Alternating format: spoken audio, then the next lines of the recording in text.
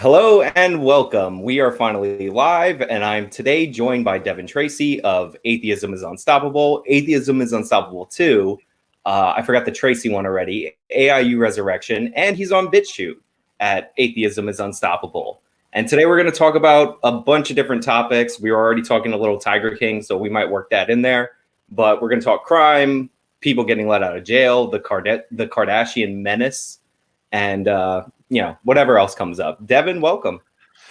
Hey man, how's it going? It's going good. Very nice to visit and be on your channel. You're a YouTuber, I'm a YouTuber, so now we YouTube together, which is very pleasing. Yeah, and because we're YouTubers, that means we know each other personally behind the scenes because that's how it works, right? Well, I mean, technically, I have never talked to you, but yeah, it is weird because I have seen many of your videos, and I appreciate that there's some overlap in what we do, and we're on the same side of these things, and it's nice to have another voice sort of echo and add to the conversation when it comes to Right. shaming people who are just totally wrong. And that started with TYT, but now Kim Kardashian has way more of a reach than TYT, sadly. Um, so I think we need more voices, and I appreciate that yours is on the scene. Oh, I appreciate that. That's very complimentary of you. I found your channel first because of my TYT videos. I actually found you due to a mutual enemy, I guess. Mm-hmm. And I didn't look for your channel because this guy was mentioning you. It's the vegan guy that you're having issues with on the internet. The Ask Yourself, because he said he modeled in a video his channel after yours. So Yeah, he was the fan of mine. But wait a minute. You made it sound like I have something personal with this guy. He has something personal with everybody. Yeah. Like, he is against every non-vegan in the planet. I just call him out. And he's like a bitter ex-girlfriend because a guy he, admires and looks up to thinks he's a cunt, because he is a cunt. Yeah. I didn't mean to say that you started it, because I went through that whole process where I debated him and all that. Oh my God. He actually refused to debate me first, and then he sent me to some other vegans, and then he popped in because they were doing a bad job. I've noticed that you are, because you have a channel, you're relatively new, which means that the people that watch your videos like you.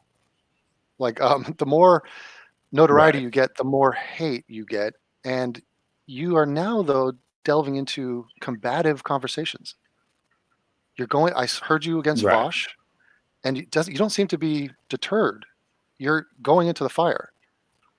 When did that change? Why are you doing this? When I first tried to do the debates, I had like 200 subscribers and nobody would debate me. And then it was like, as my channel will grow, people will make video responses to me. And that just never happens. So you look forward to this. You want to debate these dudes. Yeah, well, his fans were bugging me for like 3 months. And I'm like, I don't even know the guy. He's never said anything about me. Yeah, I'm like, go set it up with him. Like, that's what I tell all the people in my audience every time they tell me to reach out to somebody. I'm like, you do it. The thing is, because I used to do that. I used to think, oh, I'm just gonna, whoever wants to talk to me, if someone challenges me, or I'll just go and talk. And then I thought, why do I hate myself? This is like a YouTuber's form of self-harm. Like, first of all, dealing with the chat is one thing, but the aggravation of it all, and just, my God, I just want to have productive, constructive conversations with people who I respect. And if I don't like you and I don't respect you, why would I talk to you? Yeah, there was a bum. I'm here in Rio, and I just went to the grocery store. On my way back, there was some dude. He clearly was a bum. He was asking for money. He was mumbling in Portuguese at me. I didn't talk to him. And you know why? Because I don't like him and I don't respect him. And that's why I'm not inviting him on my show. That's why I won't give him a red cent. I don't know, but I'm looking forward to it. I'll still watch it if you're going to do it. It's a shit show, but I'm not sure. Be careful what you wish for. Yeah, his supporters, they're pretty on the nastier side. I don't get a lot of actually negative feedback from my audience, not that much. So, and it's because I don't go up against people that I guess have defenders. Yeah, like nobody defends Young Turks in the comments. It's just a fact. Tell your audience that you're not voting for Trump and you're voting for Gary Johnson this year, and then let's see some negative feedback. Is Gary Johnson the libertarian ticket? I mean, I don't know where his career is at, but yeah. That's the thing, though. I actually have to make a video about that. You've got to be careful. You know, I'm sorry, people are selective with the content, like how they frame the subjects that they cover. Because if you cover something that is going to just divide your audience, then you're just going to feel that blowback. And it's a question of, you know, are you going to be strategic with what you say or not? You know, like I could do another anti-gun video and just guarantee just right. dislike, fuck you, you're a cuck. So why would I do it at that point? Like, it's just, I've already said my piece. I'm just like, okay, whatever. Yeah. This guy's a commie? I mean, it is good every once in a while to just. No, I think he's saying slap the salami, the what you call it, the Vosh guy. Yeah. I mean, when did that happen where people just came out and said, I'm a communist? I grew up in an age where even if you were a communist, you would hide it. You wouldn't just come out and say it. I feel like that's I talked to like I know this like old school guy that used to be a communist, and he said back in like the 60s they just called themselves progressives instead of communists, and now that's awesome. Now, and he's like, that's what his family called him. But yeah, I think the Vosh conversation will go better just based on like the little bit of the content that I've seen of his in like preparation than the conversation with the Jenks nephew, because that was just painful. I think I saw pieces of that. I have trolled him in chat. Do you realize how popular that guy is? That could be one of the scariest things ever. Like, I don't know what his audience is. I'm guessing it's an army of Spurgs. But on Twitch, he gets like 10,000 people almost every day, live stream. Yeah, and he, you know, he has a ton of subscribers. I saw the top list, and I'm pretty sure he's in the top 50. And he's doing nothing. He's repeating the same talking points, and he's just babbling and just playing video games. And like, I don't really understand the Twitch world. But yeah. It's almost like he went away because he's not on the Young Turks anymore. But in reality, he's just bigger than ever on another platform. I think if that makes sense. Yeah, and he can get his rocks off. Like, he doesn't want to. I don't know if I lost Devin first. I'm here. He apparently he wasn't getting paid that much. So if he's going to get paid more, be a one-man show, he's going to get all the pub, all the glory, and get out from under the shadow of his nepotism uncle. Then why not do it? So it makes sense from his angle. It's probably the easiest job in the world. Wake up, dick around on the computer. I mean, but yeah, it is troubling. But like, this isn't that hard, right? No, it's very easy. It's difficult though at the beginning. I mean, it's especially when YouTube comes down and rapes you. I just checked my stats this month. The past 28 days, so the past month, I've gained 70 subscribers.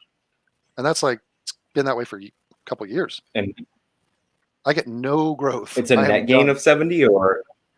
I mean, yeah, I was stuck at 60 for a long time. No, I'm saying 70 human beings have come to my channel and subbed in 30 days. That's essentially, I'm dead in the water, and it's a painful pill to swallow, but I think I'm on some sort of a list. Have you done the I know you start your new channels because you get banned from your previous channels, but have you done the what you call it? Have you done the second, like the spare channel that you're plugging, like all these other big YouTubers are? Because that seems to subvert the algorithm. Like, yeah, it's just difficult. Like, I got a couple other channels, and it's good to have a fallback because everything's been demonetized, and it's just tricky. Even BitChute is kind of a joke. It's not an HD. And the numbers are just nowhere near the same. And we've just been sitting here waiting for either a union, which has never come, or a new platform, which has never come. And it's just, it's frustrating. And we're just under the thumb of this oppressive, tyrannical system, and we just have to grin and bear it. So you make the best of it. Yeah, I mean, I've been stalled by YouTube, and I've tried different things, premieres and all that, to get around it. I've been doing better the last couple of months, but it is hard, and especially since they made whatever tweak they made at the beginning of this year in May, or the last year in May. I know, like, cyberbullying and shit. Like, oh my god. Yeah, But the redirection of traffic, like I actually saw one of your videos when you're watching a video, it ended, and you got that Confederacy thing from John Oliver. And I've been autoplay that video 600 times. So they're definitely doing something with that. It's really nefarious, and it's totally not transparent. They're just hiding. They're not honest with you. But like, you're still young on the scene, so maybe YouTube hasn't really caught wind of you. I don't know how many flags you've gotten or strikes. I have dozens upon dozens. 0. Exactly. So you're basically like a makeup tutorial in their eyes. And, so then imagine getting demonetized. You have a join button. Join? I wish I had a join button. There's no chance. So I'm just bitching. Don't mind me. I discouraged that join button just because they take 30% of that. So if somebody gives you $1, you're getting 70 cents out of that. Yeah, that's just a painful reality, and that's a totally arbitrary number. It's not like they're doing anything. It's all just some algorithm. And I think they have enough money at this point. But this is our partners. I'm not even a YouTube partner anymore, but this is how they treat their partners. They're the mob. Did you notice that I don't have a merch shelf? Yep, neither do I. Are you choosing not to, or? Oh, no. I want a merch shelf, and I'm theoretically qualified for one, but I've never gotten one. I know. Seriously, it's disgusting, because every time I look at a Young Turks video and I'm sitting there looking at them going, this video is monetized. They have a join button. They have a merch shelf. When was the last time the Young Turks said, hey, we're not going to be posting videos for 2 weeks because we got a strike? I mean, it's never happened, which basically in it, that fact in and of itself. Go ahead.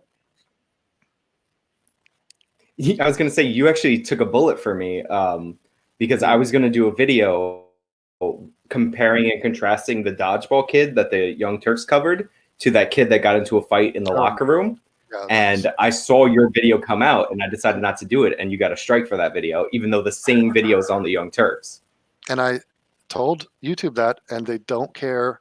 And I was accused of promoting child violence or some shit because I showed the video. And it's the most minor. It's like just these little half-ass punches of some kids. I mean, all right, what is this? Has the ambassador warmed up to Trump at all? Not even remotely. Are you watching the press conferences? Hell no. Not even close. I mean, come on. Even the Trump people after 4 years of this shit, you're still deluded? It has felt like forever and a day. For Trump or since he's been president. So this is from Nuance Bro, friend of the channel. He's also really stuck on YouTube. He's been stuck where he is forever. See, here's the thing. They're gaslighting me because they're saying to me, I have no appeal. That's the message. Oh, why am I not growing? I guess no one likes me. But apparently some, 110,000 people did like me. And that's just not how growth works. So if I was getting recommended views, or if I was not being algorithm fucked in any way, I'd have some growth. I'm not expecting to shoot up to 1 million or some shit, but like, I've seen many channels. You just had a guy on No Bullshit. You think No Bullshit got to where he is? Yeah. Without the algorithm? No. The guy's totally relying on. When I met No Bullshit, he was at 20,000 subscribers, and he's at 660 right now. And he does play the YouTube game pretty well. He makes videos every single day. He's been doing that for years. He does, media content as well. So like, I understand that, but it's like, I can't make a video that actually breaks down a case every single day. No, like it takes time. Yeah. And it's interesting to decide how much to do and how much to, less is more. Sometimes you don't want to overflood and oversaturate, but you also want to step up for your patrons. So I'm constantly conflicted like that. Some guys asking about Kevin Cooper next video. I did a whole series on him. The only way I'd do another video on him is if there's news on the case, which, technically there was news, and I was going to do a video on it. They came back with more DNA, and they're still coming back with DNA testing on it. And they found that they couldn't find any DNA, nothing conclusive on the T-shirt. Right. So they tested it, and it was nothing. But then they found a towel next to the T-shirt, and they tested the towel, and they found a DNA sample on the towel that wasn't Kevin Cooper. Ta-da! No, he's innocent. That's I know. And the defense team was like, what would that even mean before this happened? Somebody touched it. There's somebody used the towel before. I mean, and they determined that DNA is not this white dude, Lee Furrow, who they thought it might have been. I mean, it's total Hail Mary these guys are going on. Well, that's the thing. It's a lot of these cases, they don't even give you in those 10 fast facts about why Rodney Reed, for instance, is innocent.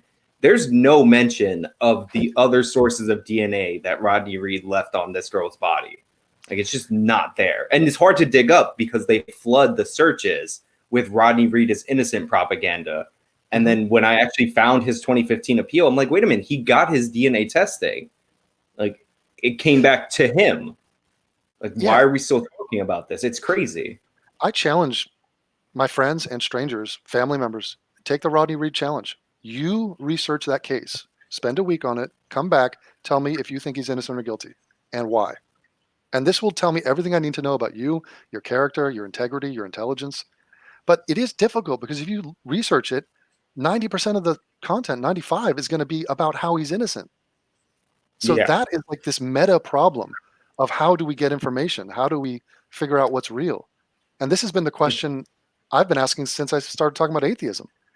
Because what use is it for me to tell you, oh, I'm an atheist? It's far more interesting. Why? How did you come to that conclusion? Where are your sources? It's what you call it. Like, I'm what you call it. I'm an atheist, but I just was raised in a non-religious household. Both my parents were raised Catholic, and they're like, we're not interested in that anymore, kind of thing. But yeah, it's really fascinating how if you just block your Google search to a certain period of time, then you can find everything you need on a case like Rodney Reed. But if you just let it go up to current, all you see is propaganda, all white jury. Nothing links him to the crime except his DNA literally all over this woman. I love that. I love when they say all white jury because they leave out the implication, which is they're probably racist. Yeah, that nerfs everything. Just say it. Just say they're an all white jury, and I know they're racist, or I'm almost totally convinced that they're racist. It's impossible. Oh, Richard M., thank you for the 15 Australian. And nobody ever said O.J. Simpson had an all-black jury, and it was. There was one white. No offense, but one of your mods said they would not donate to you because AIU. Oh, because AIU. So I'm a mod donating because AIU. Glad you guys are chatting. Sean, come hang out with us soon. Where? You guys are proving him. Teach him a lesson. AIU's on. Fuck him. Don't give Sean money, even though you like Sean. Yeah, I mean, you know what we should do? We should circle jerk. You know what my goal is in life? It's to find a person that is exactly like me, and I share all their political views. Can I clone myself and get that guy? Because I'd like to fuck that guy. I want to give him a reach around. That's what most people. I remember you got your. Yeah. And then it's also, I have you on, so obviously we agree on literally everything. Like, even the stuff that we have clearly stated in other videos that we disagree on, we also agree on that. And before we went live, you were telling me about the tattoo you have on your chest, the swastika, and I'm not endorsing that just because I'm on your stream. That's a mistake on your part. Yeah. It's actually a maze I'm starting out. It's just a bad start to it. I see. But plausible deniability. No, that happens all the time. If you make a video defending anyone, then all of a sudden you're completely aligned with them. And if they dig up one old quote from you, you completely endorse that. So I mean, it is what it is. Let me react to this ridiculous quote. But yeah, all this tribalism and like purity testing, it's so 2015, and it's just so tiresome. It's not even interesting. It's just like, are you me? Are you on my side? Or are you against me? Oh, rah, rah, rah. AIU is a race realist. Huh? When did I sign up for that? When am I paying my monthly dues? I am a realist. I believe in reality. I believe in reality on all things. I'm a butter realist. I'm a snow realist. Race? Yes, race is something we've agreed is real. It's a word. It represents something. Right. It's such a weird gotcha. Like, oh yeah, you're a race realist. Yes, I have zero white guilt, and I speak about race. You know who else is a race realist? Every person of color, right. every single person of color is a race realist. It's also, I think the term like race realist gets conflated with race determinist, which is not the same thing. The idea that if you are in a certain group, this is the outcome that you will get. Like, obviously there are differences over large portions of groups, Yes. Differences in outcomes, but that doesn't mean that an individual person, like their destiny is predetermined when they're born. And recognize the raw, weaponized spurgery of calling somebody something that they don't call themselves. It's Right. like your entire argument is literally a straw man. Hey, Devin, you're a race realist. Devin, no, I'm not. Them. Yes, you are. What? What's happening here? Now we got to break down words and meaning. Same thing with white nationalists. People say that all the time. And I've been very clear on my opinion about white nations and white people. And I have nothing, I am in favor of white majority nations. Right. Is that a problematic view? It's very problematic. What do you think? What do you think about the Brooks thing where he was conflating the term white nationalist Oh as my people God. we understand it with being a white person who happens to be a nationalist? I hate to throw him under the bus. Brooks is a good guy. Let me just say that. I'm just curious. Well, Because I you're in think chat. I think his mistake was an honest mistake. I don't think he was like, I don't know. I think he actually didn't understand that white nationalist was a term. It wasn't just describing the type of nationalist by race. So, look, white and anything is a slur, especially in the Right. past 5 years. So you could say anything. You're a white jury member. You're a white YouTuber. You're a white police officer. That's definitely coming with baggage. And I push back against that notion, which separates me. Right. Stephen Michael Davis, send me money through PayPal. He's a friend. He's a friend of the channel. If you see what it says on screen. Yeah. Oh, so somebody's putting Brown Fabio in the chat. That's what actually got me to look at your channel, because people kept spamming that when I made videos about this guy. Yeah. So that nickname helped your name travel. Right. Brown Fabio, and he's addressed it in public, and Fat Brown Buffalo, same thing. They never address the points though. So they sort of just take it and straw man it, and they think I'm insulting them by calling them brown. And no, the meta point is that they call us white, so they're going to get called brown. These people are from Turkey. I've lived among Turkish people for many, many years out in Germany. I'm not scared of the Turks. And look, the Turks have a lot of baggage. So the fact that these guys, of all the people in the world, they come to our country and bitch about us and the genocides we've committed. Meanwhile, I mean, one of them's a straight up genocide denier. And by the way, we just passed the anniversary of the Armenian genocide. And it's disgusting. And with Hassan, he's just young and dumb. He's a doofus. He's a himbo. And for him to get up and be a leader, see, it's not even him. I'm not as concerned. He's just a young, stupid moron. But it's the fact that he has an audience and he represents so many people like him. I've actually met him in person. I went to the premiere of their documentary movie years ago. Oh my God. He was handing out T-shirts there. Mad as hell. Like, I didn't get a chance to talk to him. I didn't know much about him at the time, but this was like 2012-ish. Yeah. There's actually a picture of me with Jank that I will use to, if I ever get my name gets dragged through the mud, I'll be like, guilt by association. I just feel like Devin, when is the next part of the Central Park series from Bra? Yeah, you know what? I'm so busy with new topics and I feel like I've put out like 6-7 hours on Central Park 5. I have plans and I could finish it off, and I might, and I perhaps should. It's just like there's new cases. Have you heard about Kevin Keith? No. Okay, he's what a guy. City? I might know what city. Small town in Ohio called Bucyrus, and back in '94 he killed 3, almost killed 6, and he was killing women and children. And it was a drug, like he had a snitch in his operation. He was a drug dealer, and he found out that a guy snitched on him, and he went to kill that guy, went to his house. He wasn't home, but his girlfriend was home, his sister's boyfriend, a bunch of kids, an aunt, and he just killed them all, or tried to. And Kim Kardashian's trying to get him free. He's been in death row for like 25 years. I researched it. It's unbelievable. This one might be worse than Rodney Reed and Kevin Cooper. Right. Damn. So that's my next. I haven't heard. I have to really dig into the Kardashian cases. Like I spent a lot of time looking at the DAs that Sean King was funding the other day, and just like total shit shows. Like I brought up that case of this Michael White guy that in the state of Pennsylvania they had enough to charge him with murder. Like he stabbed this guy in the back in the street. There's cell phone video of it, and the district attorney is like, no, I'm not doing that. So he got 2 years probation for it. Yeah, it's for it's destroying crazy. The evidence. Why is it up to guys like us to set the record straight, to do damage control, to be a voice of reason? This is not what we're supposed to be doing. But like it falls on people, just randos like us, because who is going to step up? Imagine the prosecution or some attorney who knows every detail about any of these cases from 20 years ago. They don't have time to dick around online. They don't have a platform. They're not all aggro like, oh, I'm going to show Kim's wrong here, and here. So they're working. They have families. They're just busy. And so basically no one pushes back against these narratives from these celebrities. And it's sickening. It spreads like a virus.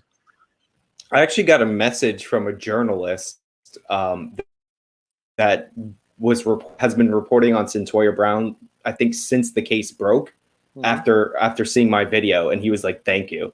Like I've been writing these articles, they're just drowned out with everything. So I think I started linking his article in the sources every time I talk about her. But I do have a thing about the Central Park Five. So my educational background is in criminal justice. In my school, we were taught first year intro to criminal justice about how the Central Park Five were innocent. And this was before the Ava DuVernay documentary series. So that's like in the system right now as false confession. So I didn't know that one wasn't legit. But it was after the Ken Burns documentary. Oh, they showed us the Ken Burns documentary. Right. And this is the greater point that I'm getting to, which is publicity is so important. And half of the cases that we see that get to stupid ass Kim Kardashian's face, there's been a documentary made. And the documentary is made by someone with an agenda who's highly sympathetic, as in the reason they're making the thing is, hey, there's an innocent person that is scheduled to die or is behind bars and we should get him out. So, I mean, it just comes with a responsibility that I don't think there's any oversight for. If you're a filmmaker and someone funds you, you can make a movie and you can go and interview the dude in jail. I mean, Kevin Cooper was on the most popular podcast in the world, The Daily, spitting his case. Like, are they going to turn around and now you'd hope that any of these people would say, okay, well, let's give the other side. Kim doesn't give the other side ever. Yeah. She says she's giving the other side by just giving the one side of the person convicted. And it's insane. Well, here's the thing. I'm so skeptical. I'm so pessimistic about people's ability to like spot what is not being presented to them. I'm not even sure people are aware they're not being presented the other side. So they're just literally like a moth to a flame looking at whatever's flickering in front of them. And they're not even, am I going to hear a dissenting opinion here or a second opinion even? Why is it that if you go to the doctor and you get some sort of... Go ahead. I was going to say, if you go in with the idea that the criminal justice system is racist, incompetent, cruel, you're just looking for that entertainment so that can be fed back to you. And I actually started on that side in terms of criminal justice issues, because when I was a kid, I was legitimately wrongfully arrested and it went to trial. It was a nightmare. But like, as I've gotten older, I'm like, okay, just because that happened to me does not mean all these other cases are legit. Wait a minute. You were wrongfully You have to like arrested? kind of move past that. When I was 12, it's ridiculous. Did they think you were black? Go ahead. Did they not know you were white? Yeah, it would have made news if apparently I wasn't if I was black, maybe. But I was arrested when I was 12 outside of my middle school. But the entire police department showed up. It was ridiculous. And they arrested me for walking into a group of 14 to 16-year-olds, like 10 of them, decking one with a bike lock and taking money. Were you wearing a trench coat? No. Okay. And so I was not tall as a kid or anything like that. They went to trial. These kids, the difference between a 12-year-old and Tamir 12 and Yes. and a 16-year-old, it's night and day. So it went to trial, and then during the guy testified, who was like the victim, and he said, "Oh, well, this guy didn't hit me, and this guy didn't rob me." So I'm like, "Oh, I'm free to go." Obviously, right? They charged me with attempted assault and attempted robbery, and proceeded with the trial. And they're saying a 12-year-old tried to rob a 16-year-old? In a group of his friends, yeah. That's not even close. Like when you're 12, a 13-year-old seems like an ancient soldier, just a guy that you got to respect. There's no way you're walking up on some group. Also, didn't you grow up in New York? Yeah. So is this a mixed race school? Yeah. All the kids were Asian, and because I lived in like a predominantly like Chinese and Korean area. But what happened is there was a fight, and when there was a fight in my school, everybody showed up to the fight, and I think they initially reported me as a witness, but then they put me as a perp, and I literally had to go through the whole trial. When you were at that age, did we have cell phones and video capabilities? Some kids had cell phones, but it wasn't like today. It was like, like it was back when Nextels were really popular. I see. So you're telling me, but I didn't have a phone. I didn't have a phone. You're saying Sean didn't do. I'm sorry. You're saying. Oh yeah, I didn't do nothing. So didn't do nothing. All right. Well, let me cross-examine you here. But you were in the vicinity, so they did put you at the scene. Yeah, it was. I think they legitimately meant to bring me in as a witness, and it just snowballed out of control. What do they? So in other words, Tamir Rice is 12. He gets into some trouble. He gets shot and killed by the cops. You get in some trouble. What did they give you? A slap on the wrist?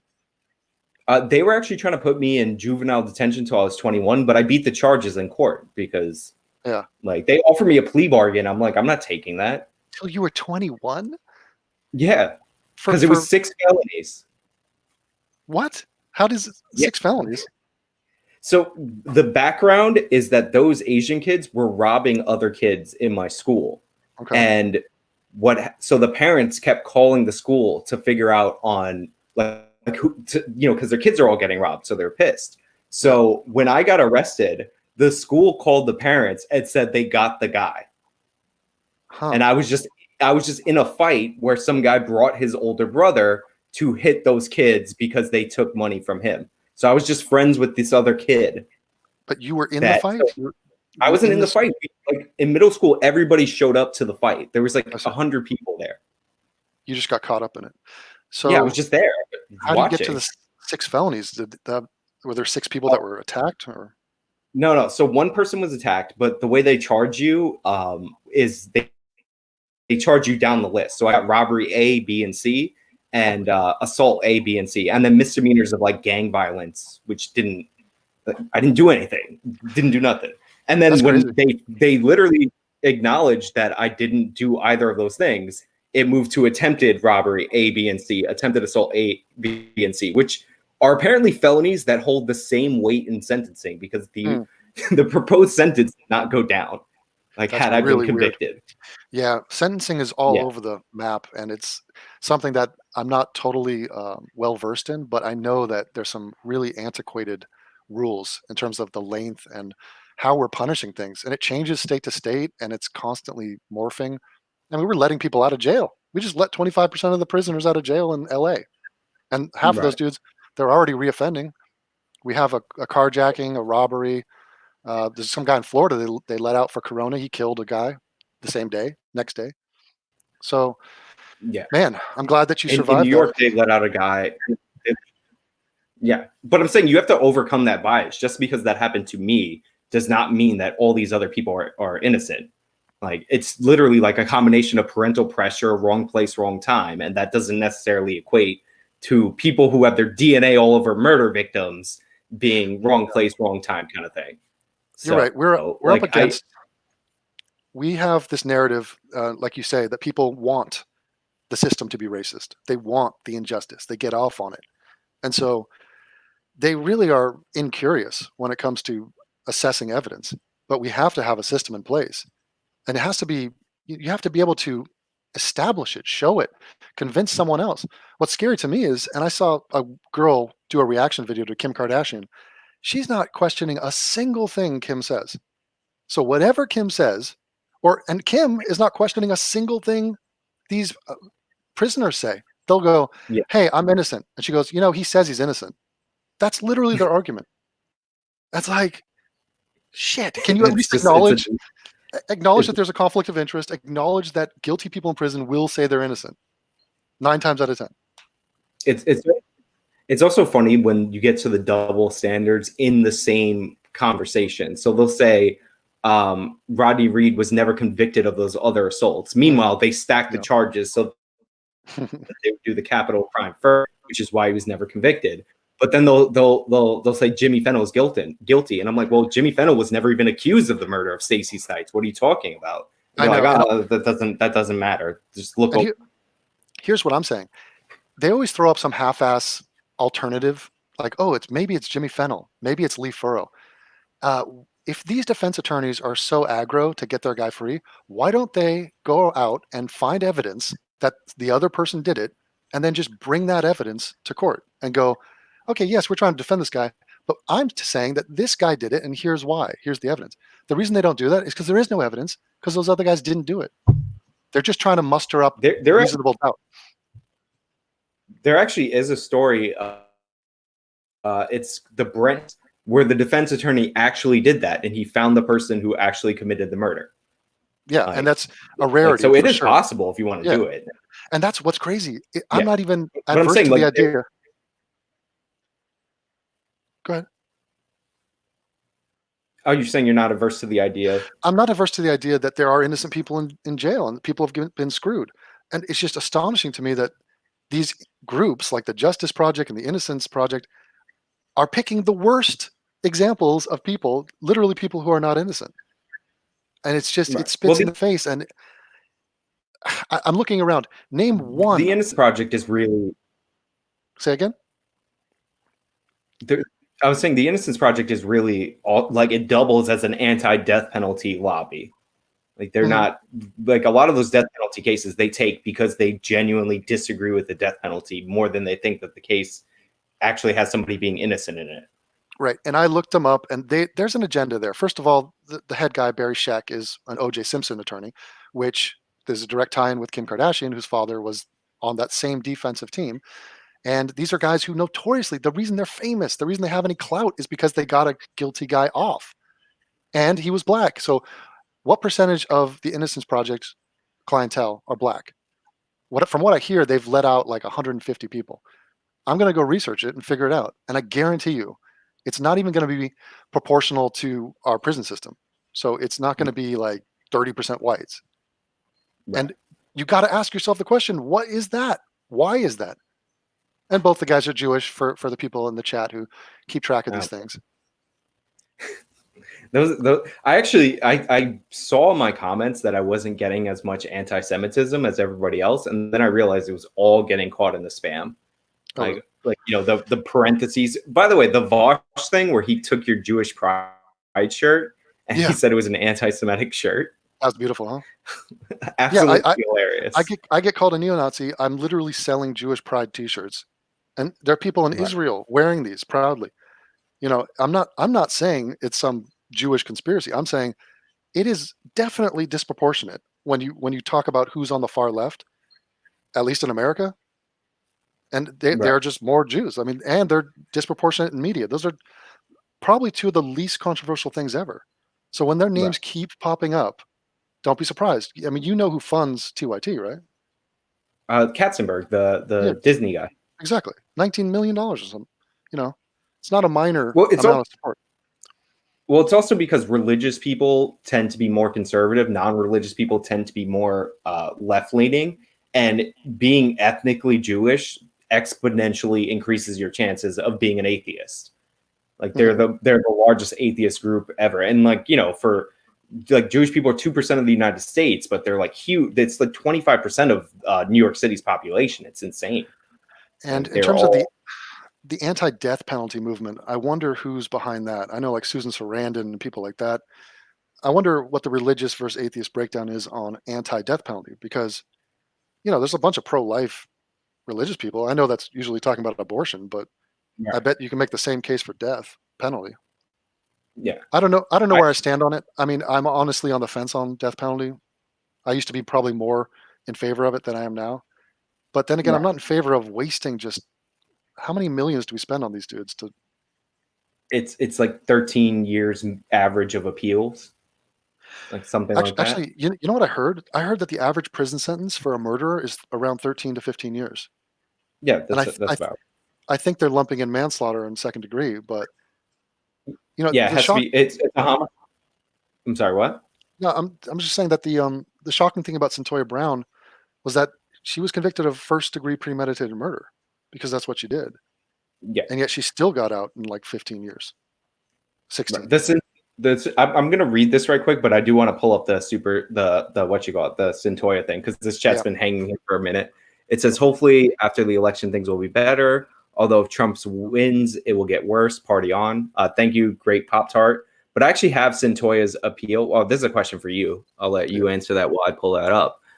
Devin, do you think there's a way to unite on some common things that people like you on the left and people on the right agree on? I feel like you do well, that. I Like, mean, I talk to people on the right, like us doing this right now is that. I talked to Jared Taylor and I talked about things we have in common. Just as a general principle, it's more constructive to, find agreement, find a positive connection, like something you can unite on just in general, because not all disagreements are, you can't really put a value on them that matches what you agree upon. It just doesn't right, matter sometimes. So I totally side with that. Look, I am not some political guy. I don't sit there and go to rallies. I don't partake in campaigns. I'm sort of disillusioned. I don't even live in America. I'm not going to vote. California's going Democrat. So be it. Biden is not my guy. Biden is a very flawed candidate. I'm not into Trump. I was a Yang guy. So guess what? I'm disappointed. I'm disappointed, guaranteed to be disappointed. I have no control over who becomes president. It's a waste of time. It's a soap opera. It's a time killer. There's more important things. So, also, you and I don't even live in states that matter in the no, presidential election. not at all. And Like, it's out of our control and it's just not useful. I don't know. I just prefer the arts and movies. And you and No Bullshit were talking movies. Um, yeah, I just, talking birth of a nation. yeah, that's true. I just think Uh, that, but there is common ground. Maybe I'm the exception to the rule when it comes to people on the left, especially in terms of race. But I think right is right. Common sense is defensible, and so I just, I want to I'm pull up this appeal right quick. Just give okay. me so like I don't know how well that can be seen. Let me maximize that. It's like it's partially being blocked by you, but not the I'm, important part. I'm sorry. Let me move over. Read it to us. What do you got? Hilarious. So in this appeal, what I found fascinating about this when I first pulled it up, I believe it's from 2013 for the Centoya Brown case, Mhm. is they weren't contesting the facts of the case, and they have like the officer that says that Johnny Allen's hands were beneath his face when his body was found, and they were interlocked like he was sleeping at the time that this woman shot him. So like even this appeal was the one where they were talking about her fetal alcohol syndrome. Basically, like she Yeah, was so dumb she didn't understand the portion of the crime. So to yeah. see Centoya now still proclaiming innocence when they had already abandoned that defense Mm. years ago is amazing to me. Well, how is she proclaiming innocence now? Well, now you know what I mean. She's never really taken accountability and said Yeah, it wasn't self-defense. Now that she's out of jail, yeah. It's interesting because usually interviewers will not confront her on any serious question. It's all just kissing her ass. But I've been doing a lot of research into her. I'm going to do another video on her background. I heard about that fetal alcohol syndrome thing. Her mother was truly fucked up. Her right? mother had her when she was 16 and she was drinking hard liquor every day during the pregnancy. So there is some legitimacy to that.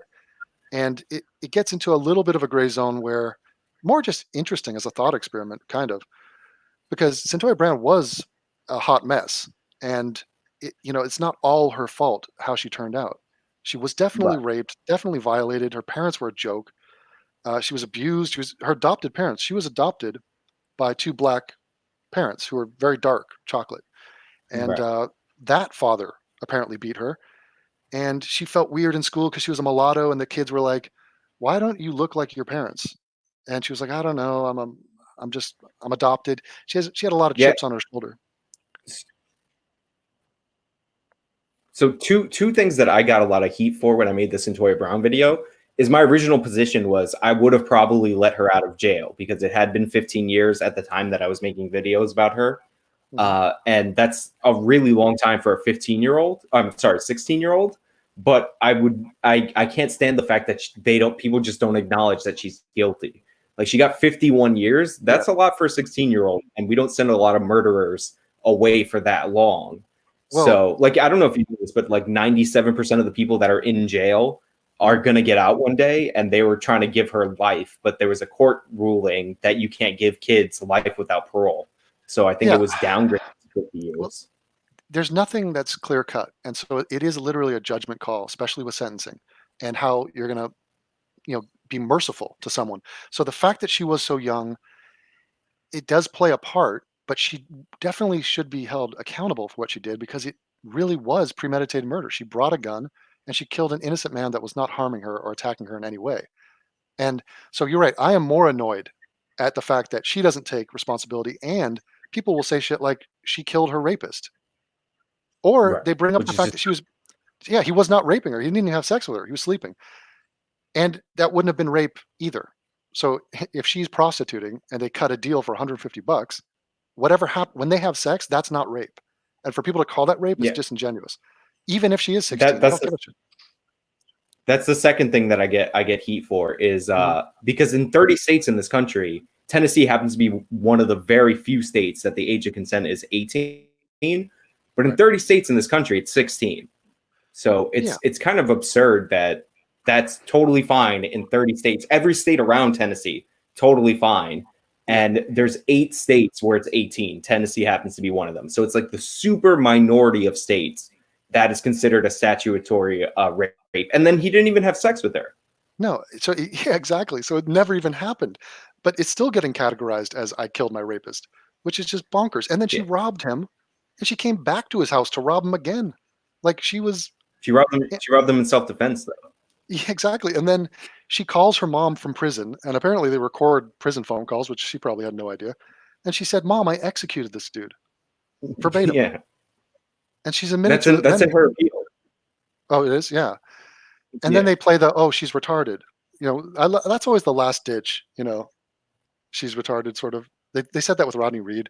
They probably are like really low functional IQs, but it reminds me of O.J. Simpson when the defense team was trying to figure out how we're going to defend O.J.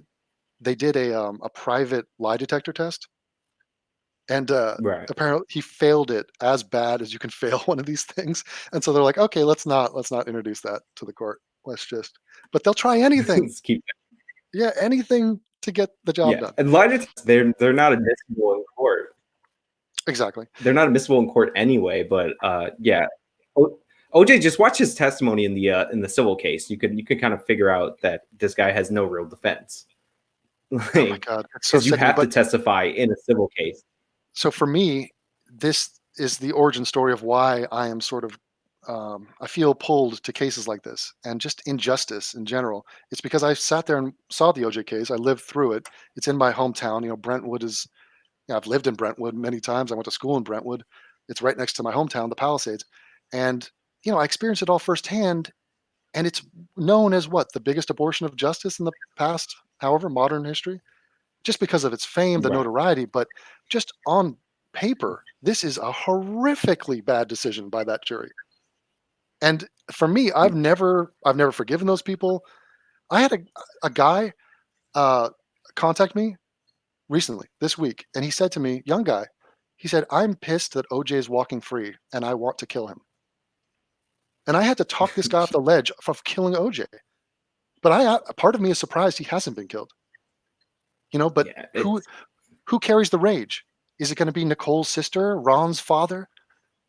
Are they going to ruin their lives and martyr because our justice system is a joke? So go ahead. It's insane, and there's that big racial divide on that case. Like the amount of people that think he's innocent, like today. I can understand at some point, like in a different case, that you're like, the evidence looks really sketchy, and maybe there's like a personal relationship between the cop and the person that maybe there could be a frame up there. But like, he's so dead to rights in that case. And then he was trying to push that book, If I Did It, which would have explained how he did it. I know, it's amazing. Like, I have from the great Pop Tart. You'll love this. It says, "I stopped listening to your channel after you went on an anti-gun rant." It's actually an anti-gun rant. A-N. You spelled it A, and that's because you're stupid. Now, I am less anti-gun than you would think, and that belief has changed over time. On principle, I think the Second Amendment and this, Jesus Christ, what America has versus what every other nation I've lived in that has no problem with guns, it is uniquely bonkers. But there's also considerations. I'm also acutely aware of the crime situation in America, as I am in South Africa. And you got to go with the situation on the ground. So while philosophically am against the citizens owning guns, and I believe in gun control, and all sorts of common sense measures that we need to take immediately, from anything from suicide to accidental to, I've suggested, and some of the gun people are willing to budge on this. You got to be 25 years old to own a gun. Right. Why not? What is the age now? 21, 18? 18 for depending on the state. Ridiculous. Some are actually younger. You could actually give a gun to your kid in certain states. So for me, I'm just not going to probably live in America, and I'm just going to sit and watch as the shootings. I mean, did we just have a couple of mass shootings in Canada? How many did that guy kill? I'm not 100% sure on that one. Well, you know what? But I know Canada has a more strict system than the United States by far. Yes, right. But you essentially right now hold the Bill Maher position on gun control. Like, you're anti-gun. You would like to live in a country that citizens aren't allowed to own guns in. But right now, if everybody can get a gun, you're like, it's okay if you hold a gun right now. Let me just say mad props to that guy for not watching my channel because we disagree on guns. That's just bold, and it's manly. And, I was on the verge of banning guns and coming by and swooping in and taking your guns.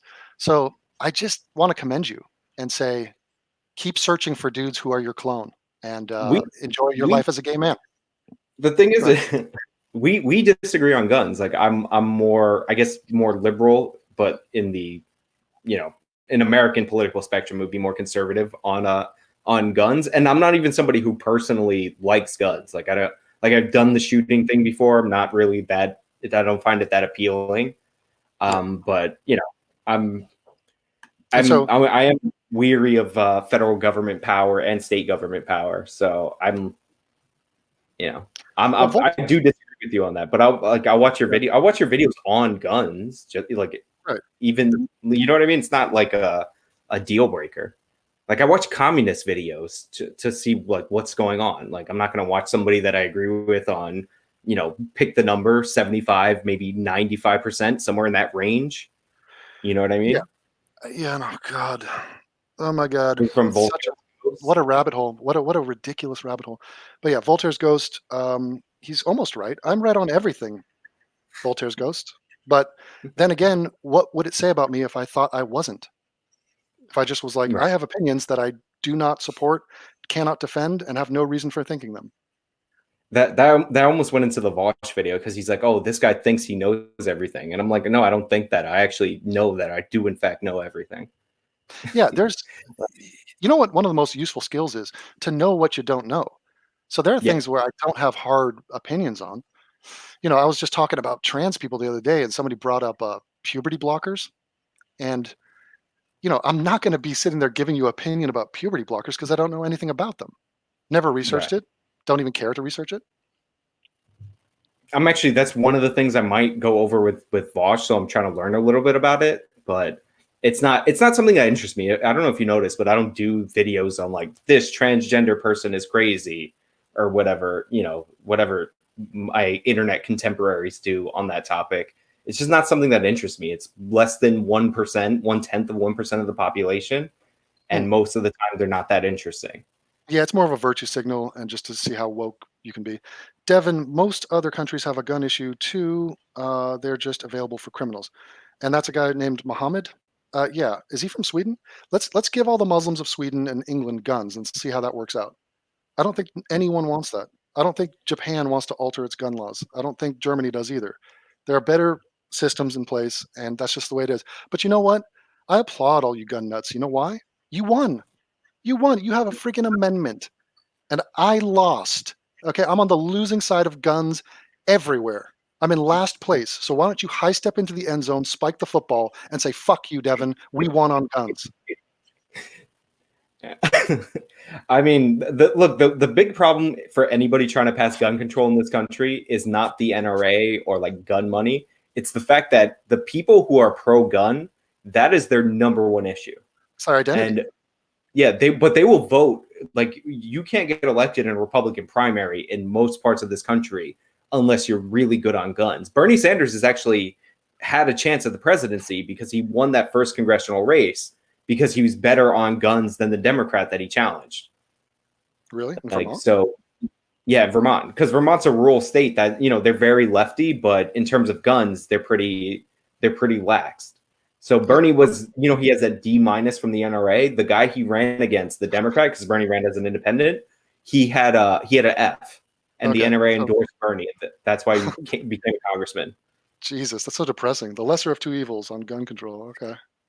Yeah. But yeah, and by the way, that exact point is why Bernie Sanders is a good point to make, because you have all these like young Turks are super anti-gun, but they pick Bernie, who's objectively, historically worse on the gun control issue from that point of view than Hillary Clinton, because it's just not a top issue. And for gun people, that's the number one issue. Yeah, I think people are sort of blind to the problem of crime in America. Like you mentioned, Hillary Clinton and her husband got in so much trouble for saying super predators back in the early 90s. Right. And it's like a mainstream talking point to say super predators bad. No, they were there. They are super predators. I'm doing a video about one of them right now. Like, it was terrible. Half the people that condemn the crime bill of the early 90s were not alive in the early 90s and didn't experience this bullshit. Right. And the thing is that they don't realize is that it's pretty accurate. Like, I've gone to school for this. It's a very small percentage of any population is the criminal population. And then an even smaller percentage of that are committing half the crimes. Like, so within your group of criminals, the people committing the violent, like, it's like 1 to 2% of criminals that are committing almost the majority of crime. Like, look, I don't even know if people those are your super predators. Can people please get outside of what they consider to be normal? Maybe this has come because I'm traveling the world so much, but there are better countries than America in terms of livability. We're not even near the top when it comes to those studies. Top 10, top 20. We don't have any of the top cities on the planet. I mean, none of these publications and these studies, these huge studies that they do, recommend us. They're recommending Canadian cities in Switzerland and Germany and Australia.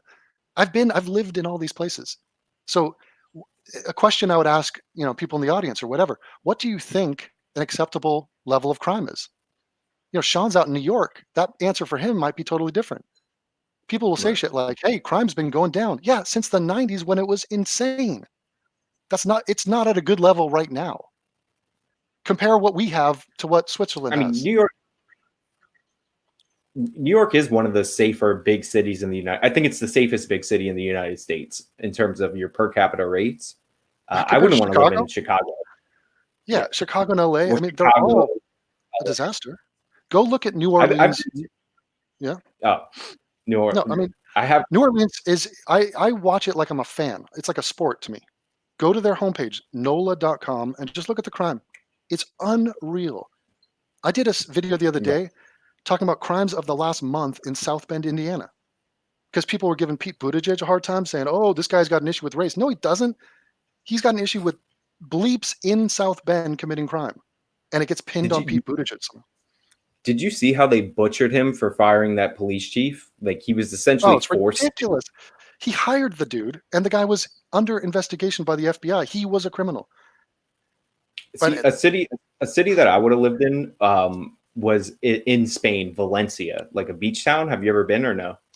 I've been in Barcelona and lived there many months, but not Valencia. Barcelona's a little sketchy. Did you have to deal with the Cerveza guys that like follow you down the street? I don't think I got into any sketchiness there. More in Latin America. People have attempted to rob me on the street. I mean, it's kind of crazy. I was really puffed up, and I thought no one would start shit with me because I'm an imposing, I'm 6'9", 300 pounds. So I wouldn't think that people would step to me, but a guy did. He's like, "I'm taking your camera," and he just tried to jack me. I was like, "Fuck."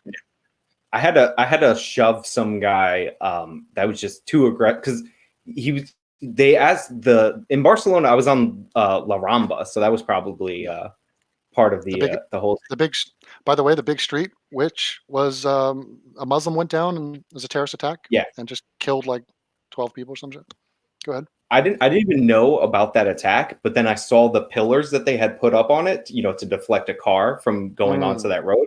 I was like, oh, I wonder if something like that happened. And then after I came back stateside, they told me, oh yeah, that's the street where that attack happened years ago. Yeah. But Barcelona's nice. There was a lot of there's like a lot of homeless people, it's like the pickpocketing capital of Spain. But after a while, I started to love it there. But Valencia, I would live. It's just a small beach town, never snows, 70 degrees all the time minimum. And like the rent is like 300 euros for a 2-bedroom apartment. Beautiful. Yeah, right now it's a traveler's market, let me tell you. The dollar is doing really well down here against the real and the peso, the Argentine peso. It is, total game changer type scenario. I think right now I'm paying like $19 a night to stay in a really nice Airbnb. So that's insane. Yeah, I mean, I was actually planning on going to Scotland, Ireland, and maybe England. I wasn't 100% sure. And then this thing blew it up. So, are you stuck where you are right now? I'm totally stuck. Yeah, and I'm trying to get back to Argentina because I got to go to an orthodontist down there, but they're closed. They're still closing the borders, and Argentina has done very well with Corona for this reason. Right. So Europe is closed, so I can't get back to my girlfriend. America, I technically could get back to, but it's kind of a shit show right now, and I'd just be in lockdown in America and spending way more money. And so I just stay here. You're not going to be able to see like anything dental for a long time because that whole process involves like the aerosolization.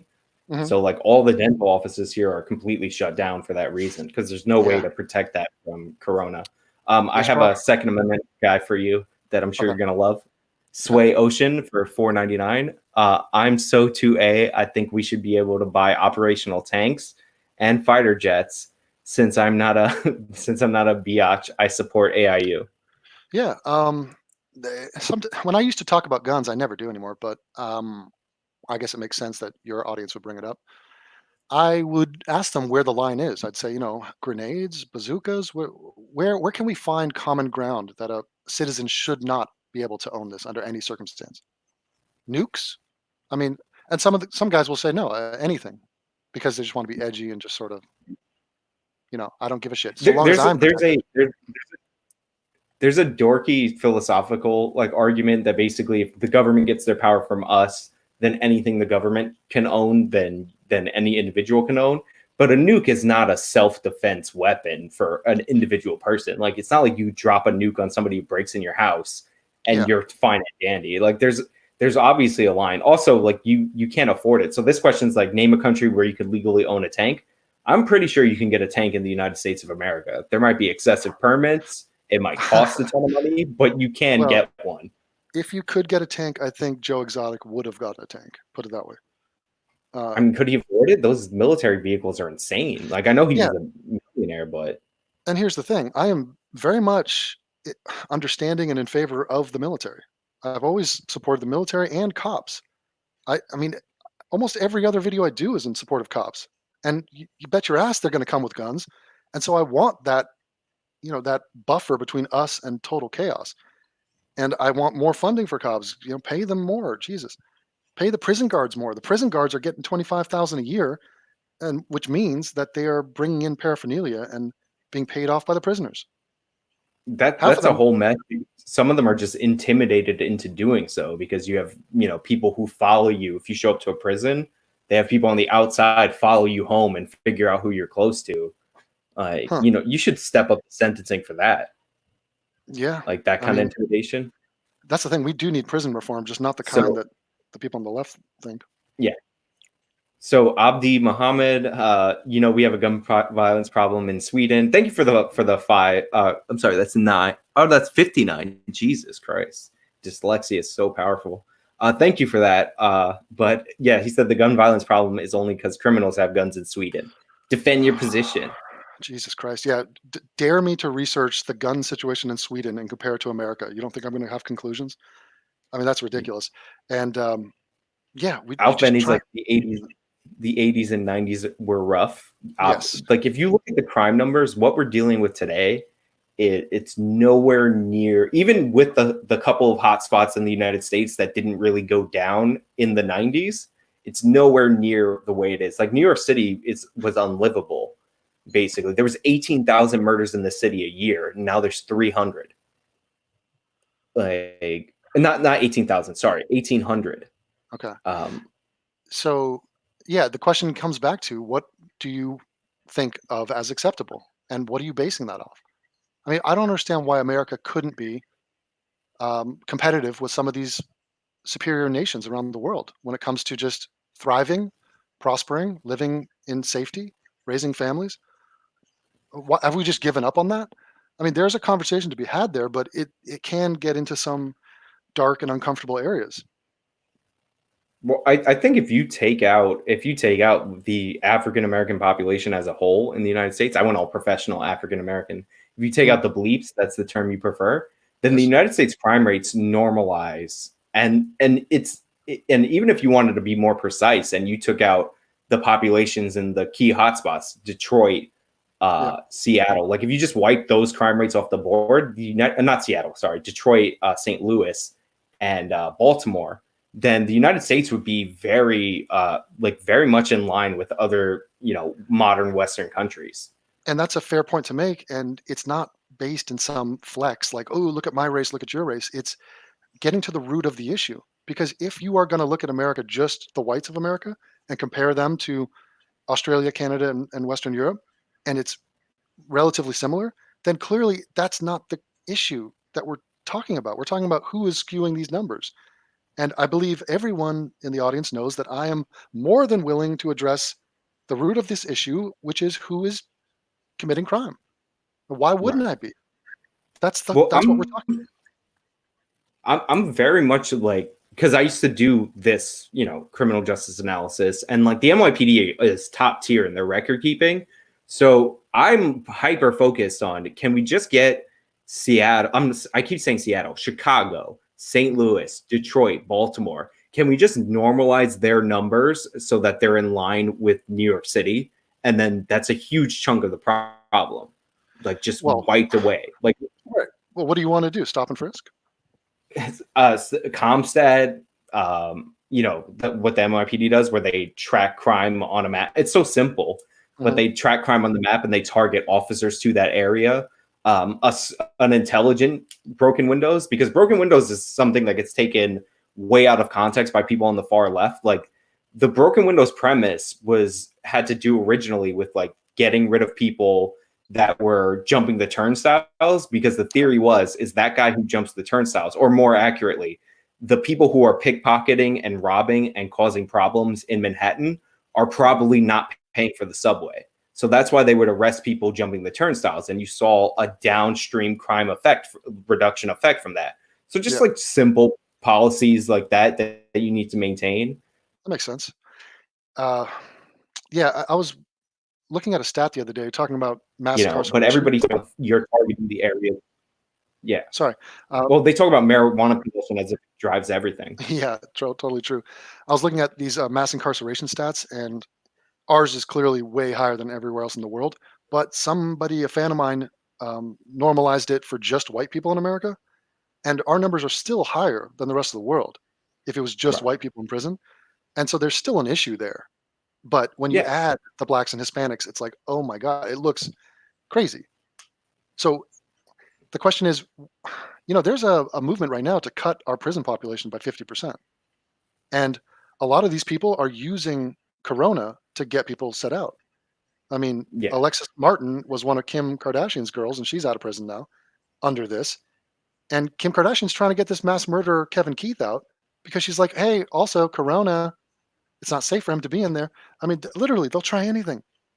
So, I mean, I'm not adverse to hearing the argument that we have to burrow down. It can't just be America bad, compare American numbers to other country numbers, because it's not that useful unless you go into who is actually skewing the numbers. Well, Nathan Brake says, okay, Devin, most countries are homogeneous. They have, they are not made up of different cultural and ethnic backgrounds, and they don't have a population of 340 million. So I'm just going to take out that last one because we're talking per capita numbers. Obviously, there's going to be less murders in Iceland. And also, though, there is a point, which is density of cities. So most of these crimes happen in dense urban environments. And it's another question. What is a good number for a city to have in terms of population? I don't think just bigger is better, obviously. But even that's a bit of like, if it's not even down to density of city, because European cities are, I think the major European cities are significantly more dense than even New York City, which is way more dense than any city in the country by far. It's like, if you want to blame the density of the cities, I mean, maybe you're in South America. They probably have more density because they have like people living on top of each other, and those like well, it would be maybe another useful stat to consider is income inequality or just level of poverty. So I'm the last guy to excuse any crime for poverty, but just studying why are people in Israel and Switzerland not committing so many crimes? Well, because they have jobs and they have cars and lives and hope for the future, or good parents. That's obviously a huge part of it. So I don't know. It's just we are left with cleaning up this mess, and it seems like a game of whack-a-mole if we're just going to punish prisoners every generation. Prisoners. Oh my God, throw them in jail. We have to try something that gets to the source. At least talking about it, because we're not even talking about the real origin of these problems.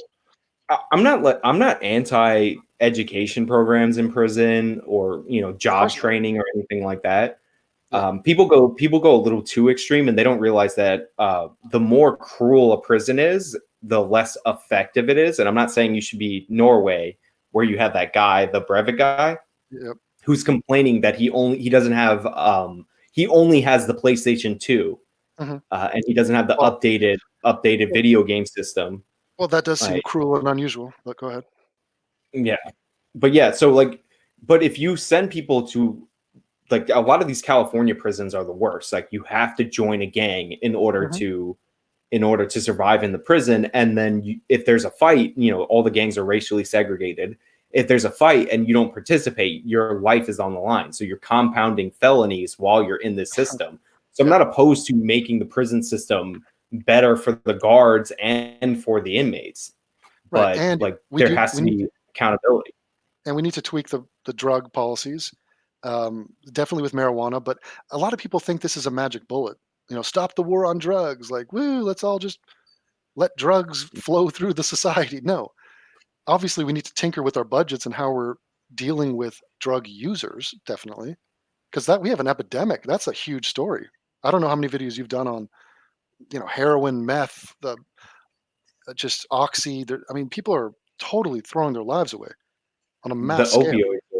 The opioid deaths are I think they're outpacing car accidents, or they're getting close, which is it boggles the mind. And I was going to do a video on that because there's a lot of they're like pseudo culty on YouTube where they talk about how this is like a crisis of the soul, and this is why people are using these opioids. And I'm like, the reason they're using opioids, I don't know how experienced you are with medical people, is the average person has no medical knowledge whatsoever. So if you get prescribed something by a doctor, you think it's totally safe. And like those opioids, the synthetic ones, they're significantly more addicting than heroin.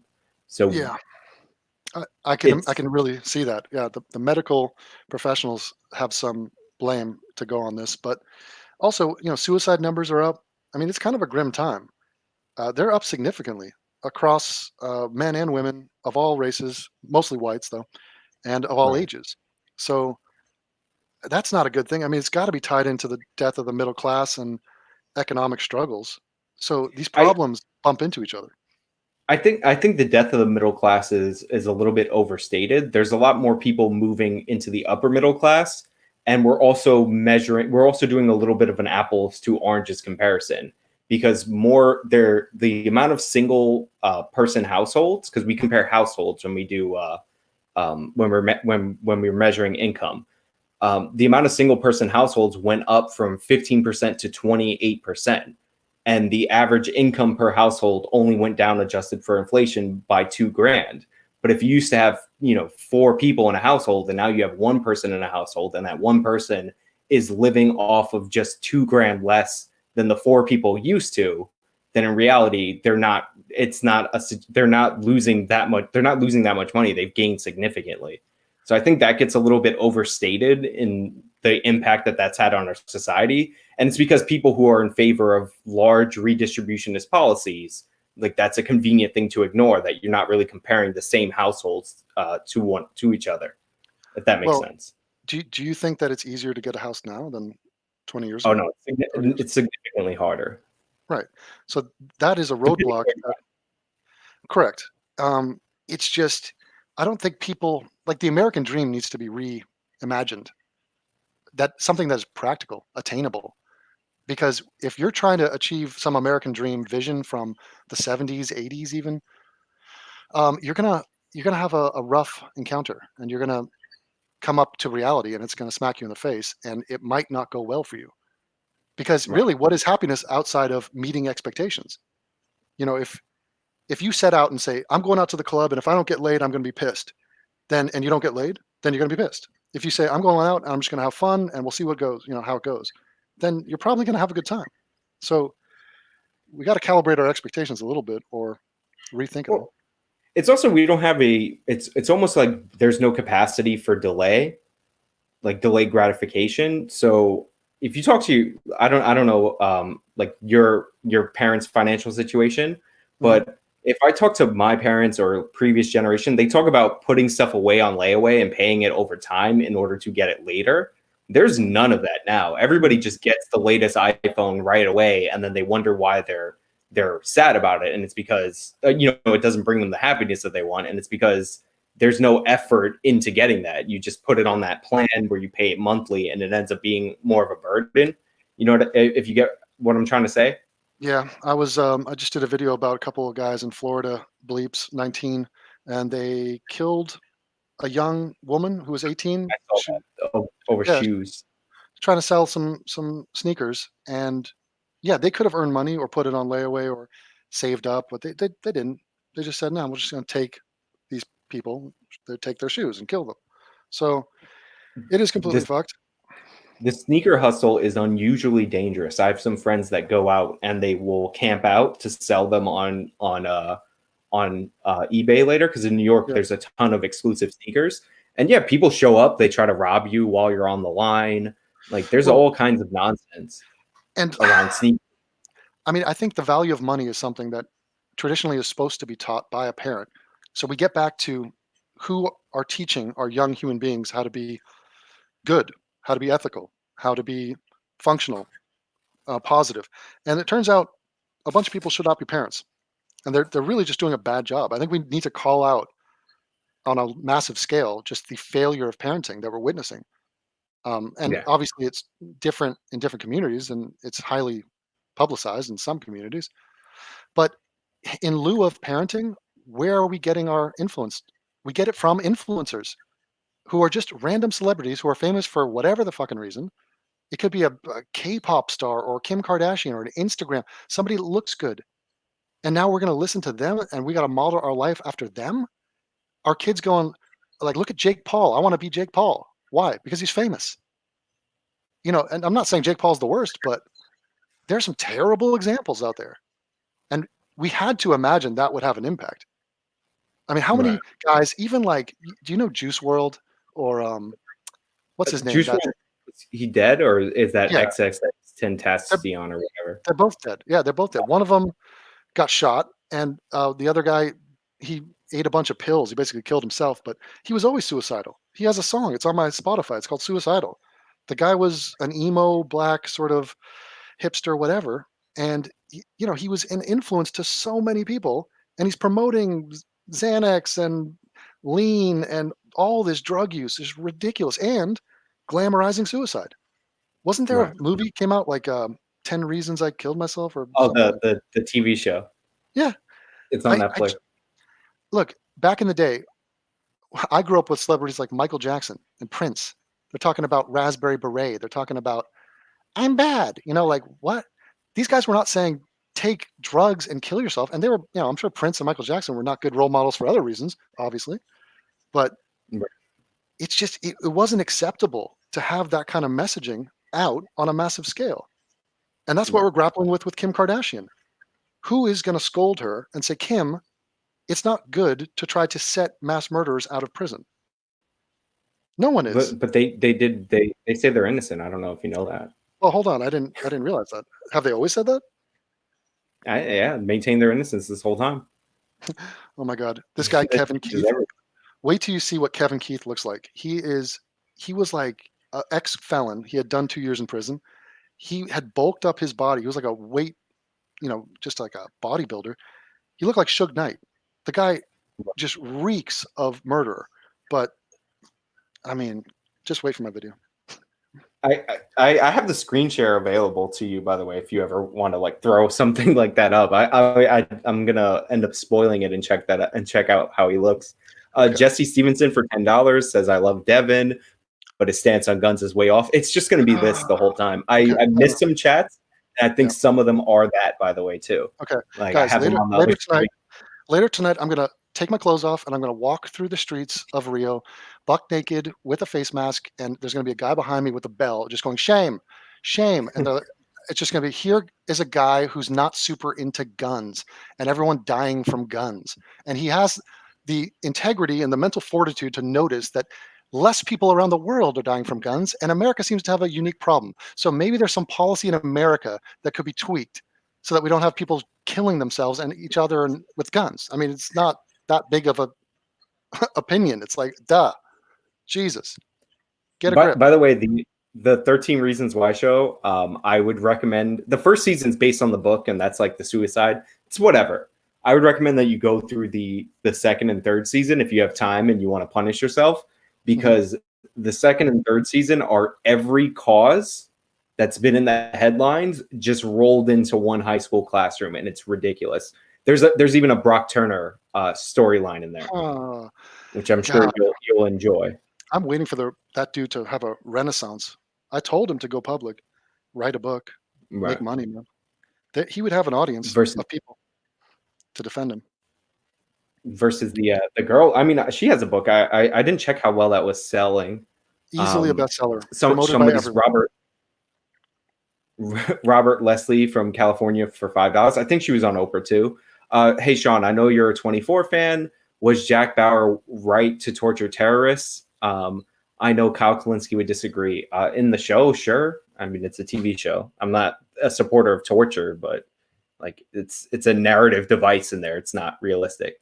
Also, the reason they know I'm a 20 that I watched 24 is because I was talking about the 25th Amendment, because if you've ever read it, you'll realize that most of the conversation that we're having about like, will Joe Biden be replaced by the 25th Amendment is complete nonsense. Like they all think it works like a TV show, which is one of the big problems with almost everything I cover, is that everybody has a Law and Order SVU understanding of the law and how it should be applied. And that's just not how our criminal justice system works. Like you go over the actual evidence. It's so funny because when we watch these videos of people saying that this person is innocent, they present the case so biased and so one-sided. You're like, how could anybody be convicted on this? And then you go look it up, and it's rock solid evidence. It's so. Oh my God. Not even close. I know, and it just within 2 minutes of research, you can find damning evidence. against whoever they're talking about. And there's some that I missed. Well, the big thing, I didn't delve too deep in the Brock Turner case, but I knew for a fact that he was not charged with rape. Like, it was never presented to trial. Right. So I kept pointing out he's not even convicted of this, because people were saying, oh, if you're a rapist, then you get whatever he got, 6 months or 6 months out in 3. And I'm assuming most of you have not seen my videos on Brock Turner. Go to Atheism is Unstoppable. Look up Brock Turner. The man is not a rapist. He is an innocent angel.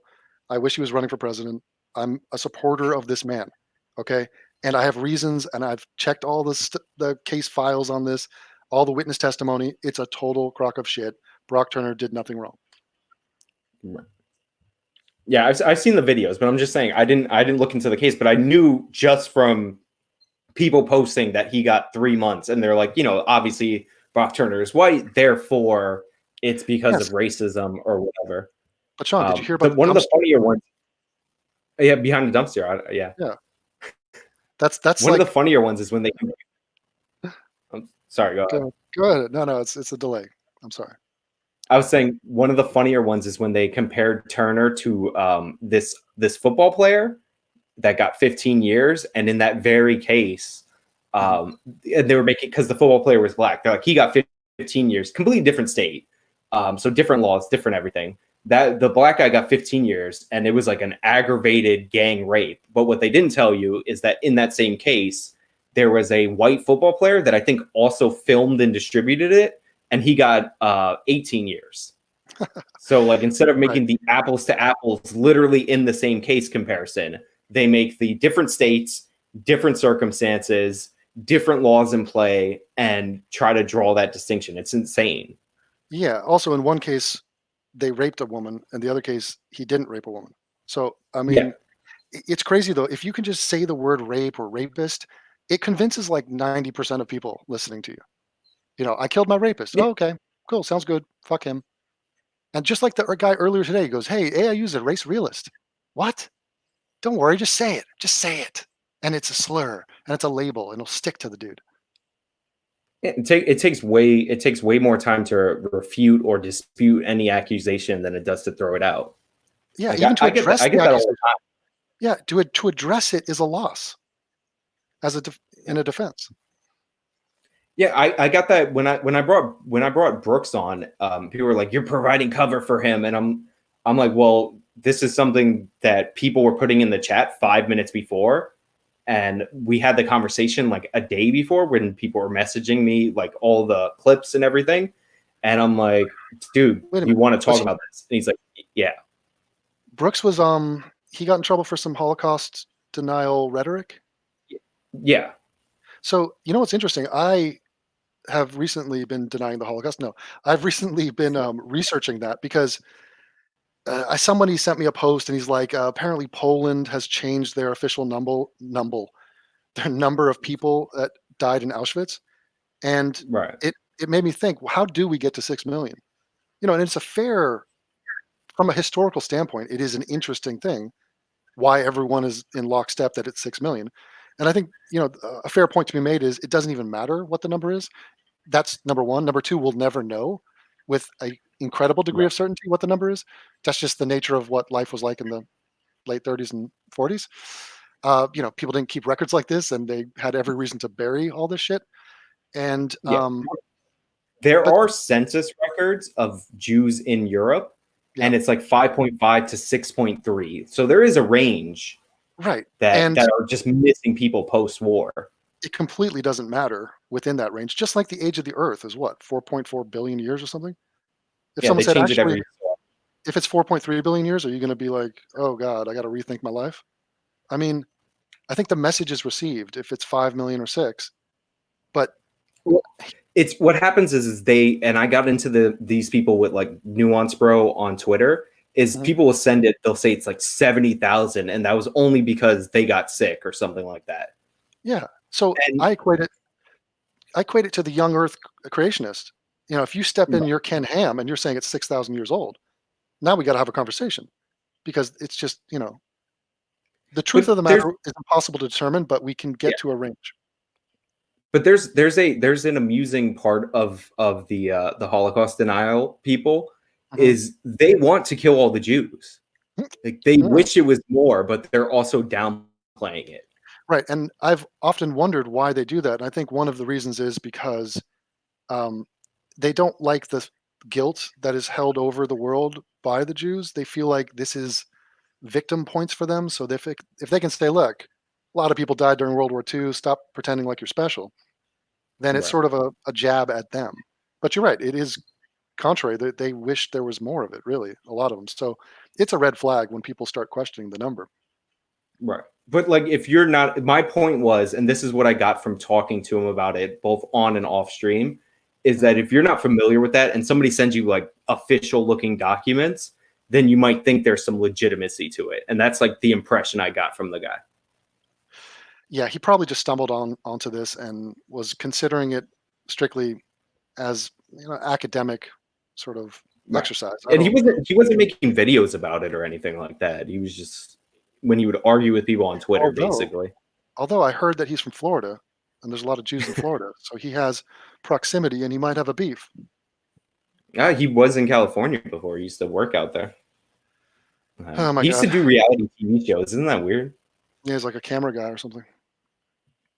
Yeah. So Arcadia Project says the gun issue is rural versus urban. This is literally, you guys could ask him anything in the what you call it in the chat, and you're just gonna keep asking him the guns one. Thank you for the donation, though. I do appreciate it. So is it urban versus rural? Is that your problem, Devin? Yeah, I mean, it's very important to break that down, because half the time you talk about guns and the hunters are freaking out, and meanwhile they're just out there. It's like Joe Rogan killing a deer so he can freeze the meat, and that's not really what we're talking about. Although I guess those Canadian guys could have been hunters recently, but yeah. So I don't know who did the shooting. Like I just heard about it, and I think they shot people online or something. I'm not over the internet, but they were online for something. I'm not 100%. Wait, you could shoot people over the internet? That'd be hardcore. Yeah. Comes through your webcam. No, but like you do need to break it down. By all means, break it down by race, by age, by region, city versus rural. All that incredibly useful because you don't want to lump everybody together.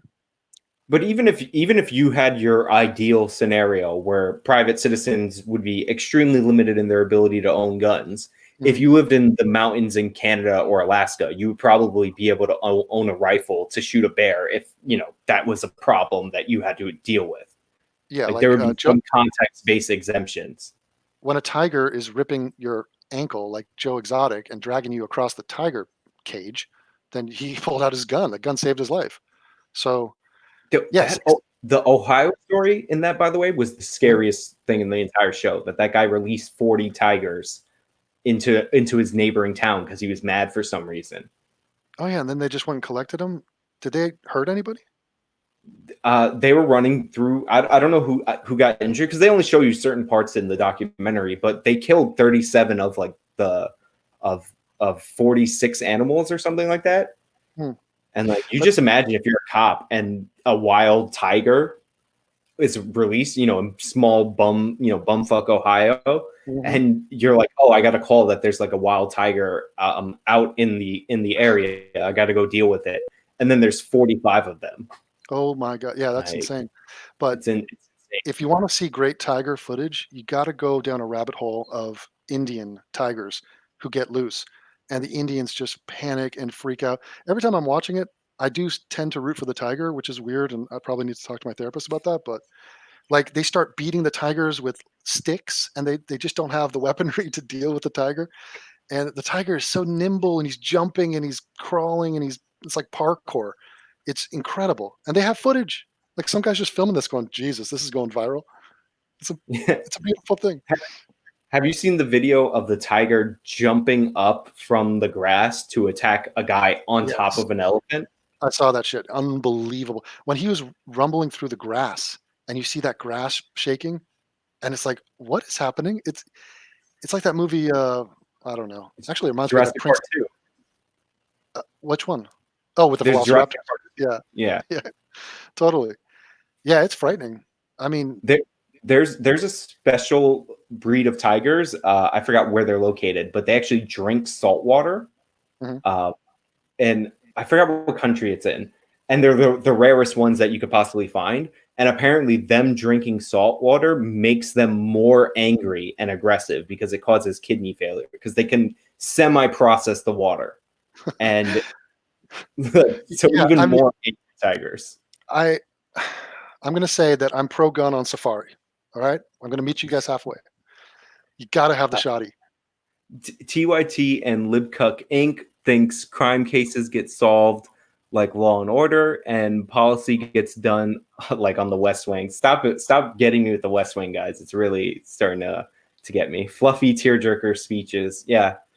Have you seen the West Wing? Yeah, I saw quite a few. I don't think I watched it at the time, but I circled back at some point and binged. Can you tell from watching episodes of The West Wing that is Cenk Uygur's entire understanding of how politics works? Interesting. You think, see, Aaron Sorkin is kind of verbose and he has a style and it can be a little bit, detached, I would say. There was another show that was even worse than West Wing, though, when it came to far left bullshit. Yes. With that blonde dude, the guy from Dumb and Dumber? Yeah. You've seen the Bin Laden clip, correct? No. Remind me. Oh, they're on the plane and the journalists are getting unruly, and the captain comes out because you're on a plane, you're making noise and all that, and they're like, "Is there a problem?" And then the journalist looks at the captain, realizes he's military, and he's like, "Captain, I wanted to tell you, they just killed Osama bin Laden." And he turns as awkwardly as humanly possible to his co-pilot, shakes his hand, and like walk off. And he's like, "We report the news." Oh my God, they're such self-filleting cunts, aren't they? I mean, the nobility of it all. Newsroom, yeah, there were just so many cringy scenes and speeches. And I think I hate watched it though, because I'm doing that a little bit with Designated Survivor, which is the same guy from 24. What's his name? Kiefer Sullivan. Yeah, Kiefer, right. Sutherland. It tells you though that people get off. It's political porn. It makes you feel good.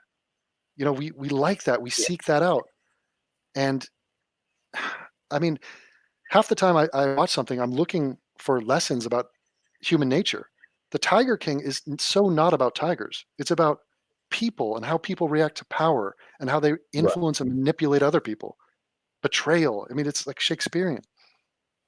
What'd you think of? I know I've seen your videos on this, but what'd you think of the fact that Game of Thrones is ruined because there was a water bottle on a set with 300 people?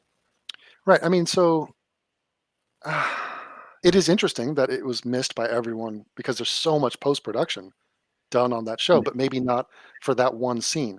So there is a human being that should probably take some heat for that. But yeah, I mean, it's not going to take me out of my suspension of disbelief, and I could give a shit.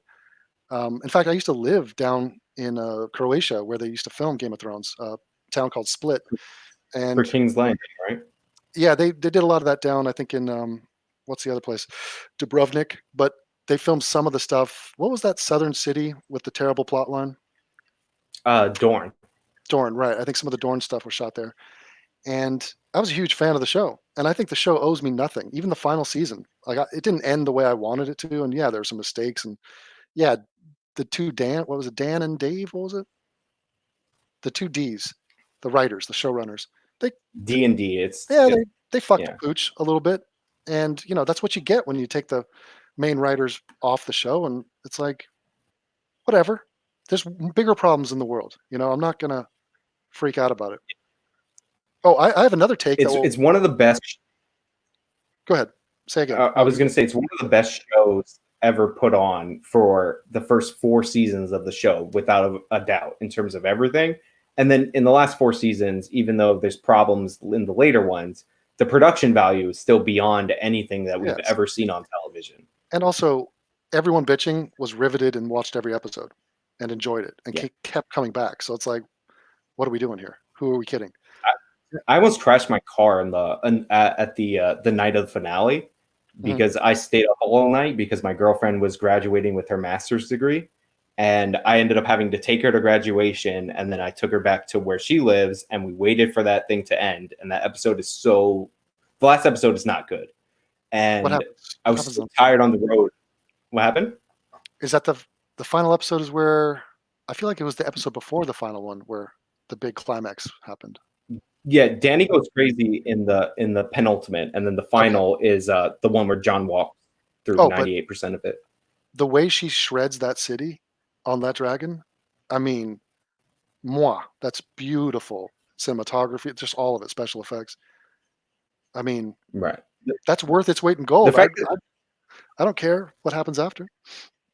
The fact that people were mad that they didn't show her reaction, but the whole point of showing, like, you see her face and then she goes up on the dragon, that's literally a narrative choice. They didn't show her face because she's disassociated from what she's doing, essentially. Right. So like there's a lot of people who watch movies, like movie YouTubers, and don't understand anything about it, and they copy their criticisms but badly. If that makes sense. We're coming from a book to a TV show, and in a book you have all sorts of time and nuance and subtlety in how a character is thinking, and he'll spend just chapters and pages talking about their inner experience. And in the TV show, she's sitting on the dragon, she's looking at the King's Landing, she's won the war, and then 10 seconds later she's like, all right, fuck it, I'm just going to commit a genocide. And it's like, people didn't buy it, and I get that. And I was Team Danny the whole time. I mean, Jon Snow's a pussy. Let's just call it out. He's an idiot, and he's an SJW, and he made the wrong call, and he should be killed.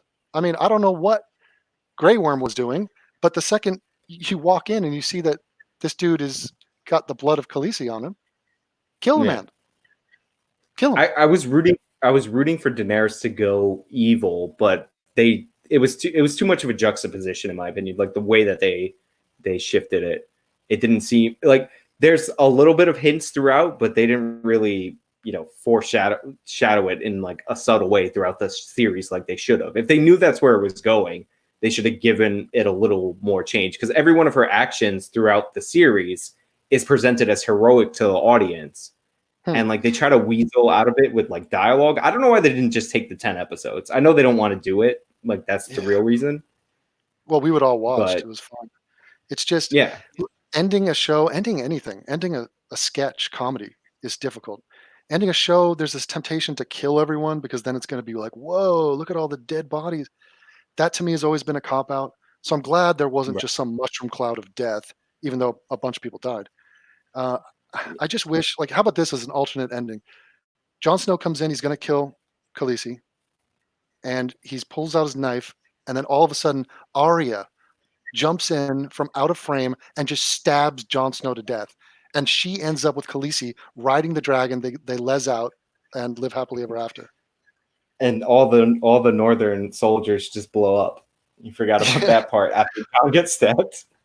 Yeah, what happened to them? Yeah, I mean, oh man. No, you know what would have been interesting if when Jon found out that he was the heir to the throne, he actually did want the throne, because he's somebody who never had any power, never had any title, and it would have been interesting if, given finding out about his birthright, that he actually wanted it. And it's foreshadowed in the book. I don't know if you don't read the book. Right? My girlfriend read them. I think I tried one, and then I realized there was something on YouTube. But go ahead. I got them on tape, and I'll read them when I'm driving, or listen to them when I'm driving. So in the book, Jon has dreams of killing Robb. What happened? Interesting. Okay. Killing Robb. Well, he has dreams of killing Robb to become the Lord of Winterfell. So I think that's where they're going with it, that when he finds out he's the heir, he might actually want the throne. Well, which would be interesting, because, it's about human conflict. The appeal of that show is that it looks at human behavior in a realistic way. We don't have a good guy and a bad guy, at least not clear cut. And the first few seasons, it's establishing that everyone has dirt. Everyone has bad impulses. There are no good guys and bad guys. It's judgment calls. It's iffy. They're killing off the good guys. They kill off Ned Stark, and people are like, what the fuck? Bad guys are winning. Joffrey's in power. Tyrion, he's not exactly an angel. And so through all of that, Jon Snow was always the Boy Scout. He was always the guy that kind of rose to, this is the moral leader that we're supposed to graft onto and identify with. But even with Jon Snow, he was only interesting. He's a very boring character. Like, I like the guy, I like the actor, did okay. But as a character, he's dull until he decides maybe being a good Boy Scout is not the way to go. So when he hears that his family is under attack and he thinks, I'm going to leave the wall, but, and go against this vow and go out and fight and kill and get revenge, that's an interesting conflict within him. When he gets brought back from the dead and he says, should I kill this child? Tamir Rice was 12. He hangs that little dude, right? And he kills all these people, and he comes and he's fucked these people. And now he's got to deal with the wildlings and what's moral there. And those sort of considerations were interesting. But then at the end, they go back to him being a goddamn Boy Scout. And it's like, wait a minute, John, you're bitching at Khaleesi for killing a few people. Meanwhile, how many dead people are you responsible for? This guy is like Genghis Khan. Yeah. And he's very passive. He's worse because he's even more passive, even more of a Boy Scout when he's aligned with her. But yeah, it would have been interesting if he wanted the power, in my opinion. But like, what's good about Game of Thrones is not just the deaths that shock you, is that if you rewatch the series, you can see every mistake that Ned Stark made that caused him to die. Same thing with Robb. Same thing with all these characters, up until a certain point when the show just decided to surprise you here and there. Like, you know what I mean? You could trace back their errors. The world that was created by George R. R. Martin is very dense and complex and thought out. I mean, you can tell that you're not just dealing with some newbie screenwriter who just is trying to regurgitate some old story. I mean, this is a universe the dude created and spent decades doing it. He still hasn't come out. When is that other book? Is that out? It's not out. The sixth one's not out, and there's supposed to be 7. Yeah. So I'm looking for spin-offs, and I still appreciate the story and just the achievement, the artistic achievement, and I like the idea that the world can once again have a viral moment, a shared experience that you and I are sitting here. We've never talked about this, and yet we're talking about it as if we're intimately familiar with every character and every detail of this saga. So I like that because the internet has dispersed this phenomenon to the point where everyone's off in a niche and everyone's, I follow this Twitcher and that YouTuber and this is my timeline, and no one can get together and be like, let's talk about the thing that we've all seen. Right. Yeah. Entertainment is very fragmented. We don't have that era where there's 3 channels or even where we're all on cable and we're all watching. There's one giant show, and HBO has kind of pushed through that. Like, they had The Sopranos before that. And, there's just, they've always been, top tier. Yeah, and it's all been watered down, and I feel like it's a shame. I feel like we're missing something with that because even the Oscars is not the Oscars. The Emmys are not the Emmys. Sports is not sports. It's not like everyone's going to huddle around the TV to see the whatever championship. We don't even have sports now. I mean, I wonder if that's having an impact on people, if they've noticed it or felt it. They're debating on atheism in the chat, whether or not it's a belief system. Devin, can you tell them the answer to that question? Oh man, yeah. Apparently, you got some religious people in the chat. Good news, guys. The atheists, at least my circle of atheists, we don't care anymore. Believe whatever you want to believe. Okay, it doesn't help us. We've accepted the fact that we're in the minority. We've done all the arguments. We've made all the. But yeah, it's not a belief system. It's the lack of a belief in a God, and we are evidence-based. The same reason I'm looking at these cases from Kim Kardashian and trying to figure out what's true. I did the same thing with religion, and it was not a hard call. Yeah, you haven't done atheism content on your channel for forever. No, because I've seen you do a bit, like I've seen you reply to somebody when they were like, talk about atheism, and you're like God doesn't exist. What else do you want? I know. No, but you know what it is? It's because at first I made videos on atheism because I felt like it was me against the world. I didn't know atheist people. I didn't hang out in an atheist community. Everyone around me was like believing in the Ouija board and astrology and just all sorts of wacky shit. So, my stepmom was into Scientology, for God's sake. So like I had a need to get it off my chest. And then I developed, kind of accidentally, a community of atheists. Now, after a few videos on atheism, they're going to be bored to tears. They're like, Devin, we get you're an atheist. Move on. So there's just more interesting things to talk about. And until religious people, if some alien comes down and lands and is performing miracles and curing lepers, then maybe we'll revisit the topic. But until then. Yeah. And by the way, it's like part of it is you talk about stuff that does appeal to your audience. Like there's a reason if I want to do a story that sometimes I'll look to see if the Young Turks has a bad take on it, like if it's something I already want to talk about, because it's going to appeal to the audience more if you do that. So if I want to like share information about something, then I'll try to like couch it in something that people are already interested in. So like you're at the point where people like don't come to your channel for atheist content anymore. No, I got a lot of religious people. You know what I mean? Yeah. I mean, most of my audience is right wing. Like over 50%. Yeah. So because I'm trying to do interesting stuff. It is a challenge. You don't want to be pigeonholed. You want to keep it new and fresh. But guys, we don't have writers. We don't have a staff of people. We don't have production assistants. We don't have budgets per se. We get tips. And our time is limited, and we're a one-man show. So if we can hold your interest for an hour, it's pretty much a miracle. And we have to be creative. We have to be ahead of the curve. We have to be delving into new areas. And it's an ongoing challenge. It's the honeymoon phase is over with a lot of these people, and our audience, they have access to Netflix, Amazon Prime, movies, porn, gaming. We're competing with all that shit. It's difficult. Right. Yeah. And you don't write out your videos. I don't write out my videos. So never. It's really, it's people always accuse me. They're like, you took a whole week to write up this script. And they say that to me as an insult. And I'm like, you think me talking and editing around certain errors that I make when I speak is a scripted video? Just think about that for a second. And you're throwing that at me as an insult. Now, can I address how has your side of the political aisle reacted to the tremor, to the massive earthquake of Hunter Avalon leaving your side? Has it recovered? Are you in disarray? Has the smoke cleared yet? I mean, honestly, the Hunter Avalon leaving for me personally has been great because Hunter hasn't made a response to me, so I don't have to deal with any of his like little spurgy fans. Yeah. And it just kind of started like a whole problem because I brought up everything that he said in the stream because fun.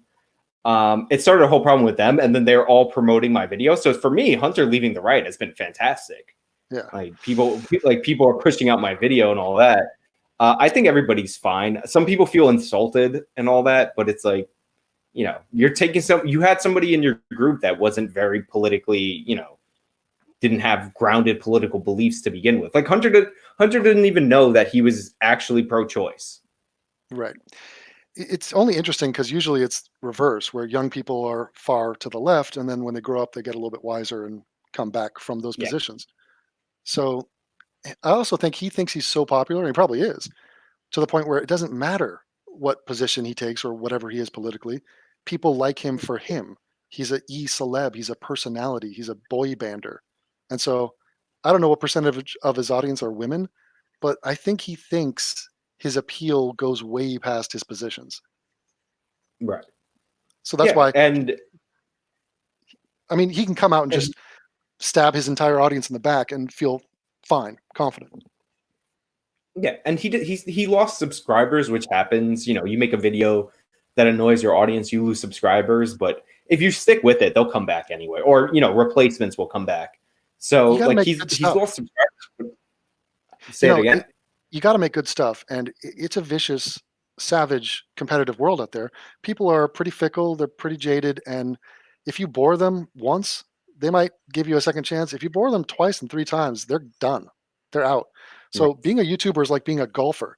Tiger Woods doesn't walk up to a match. What do they call it? Golf game? What do you call a golf? What do you call a golf situation? Yeah, a golf tournament. I don't know. Yeah, he doesn't get up there and just okay, Tiger's here, let's get him into the top 10. No, he's got to prove it every drive, every iron shot, every putt. And the same thing with YouTubing. Yeah.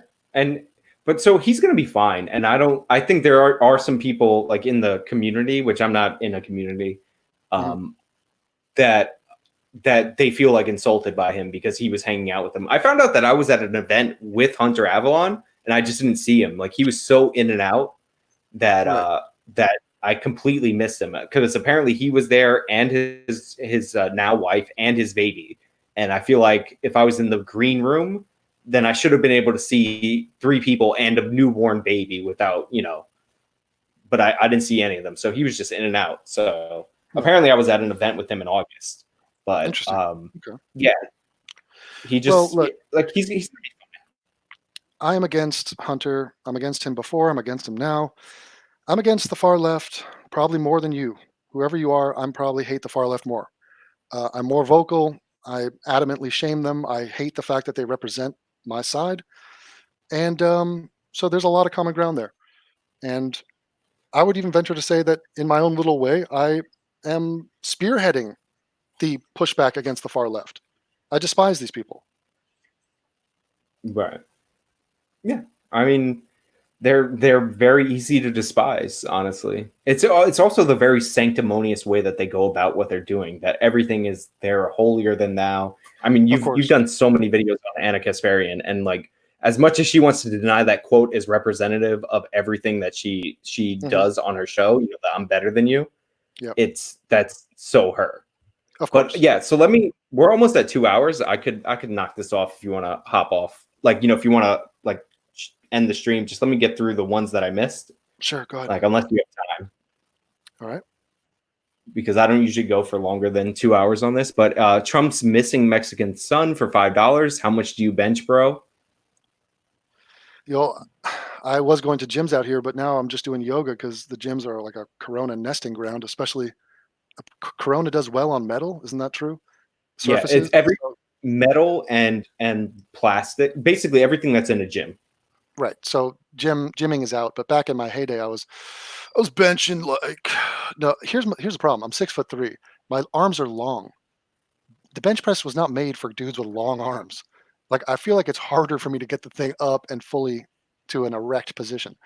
But I don't know. I was doing like 2 plates and then 25 on each side. I think that was maxing out with that.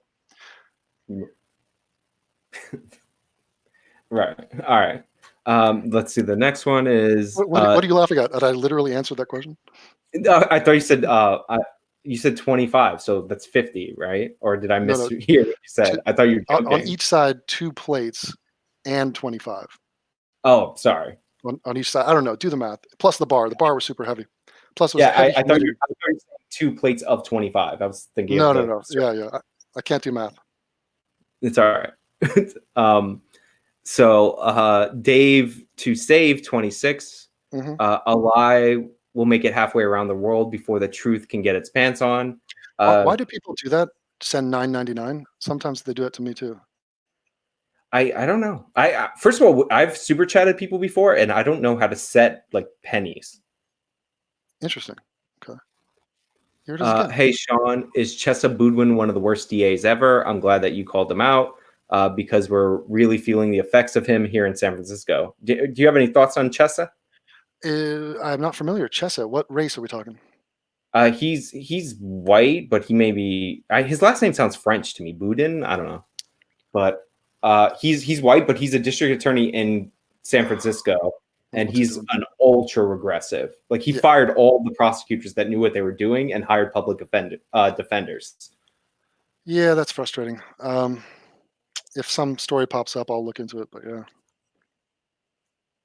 But there's a story of his 2 cops that 2 cops were attacked by a guy with a vodka bottle, and the cops shot the guy. They wounded him, didn't kill him, and Chesa dropped the charges against the guy, even though he's on video attacking them with the vodka bottle, because he said, "Well, I need to investigate the force that the cops applied." Mm-hmm.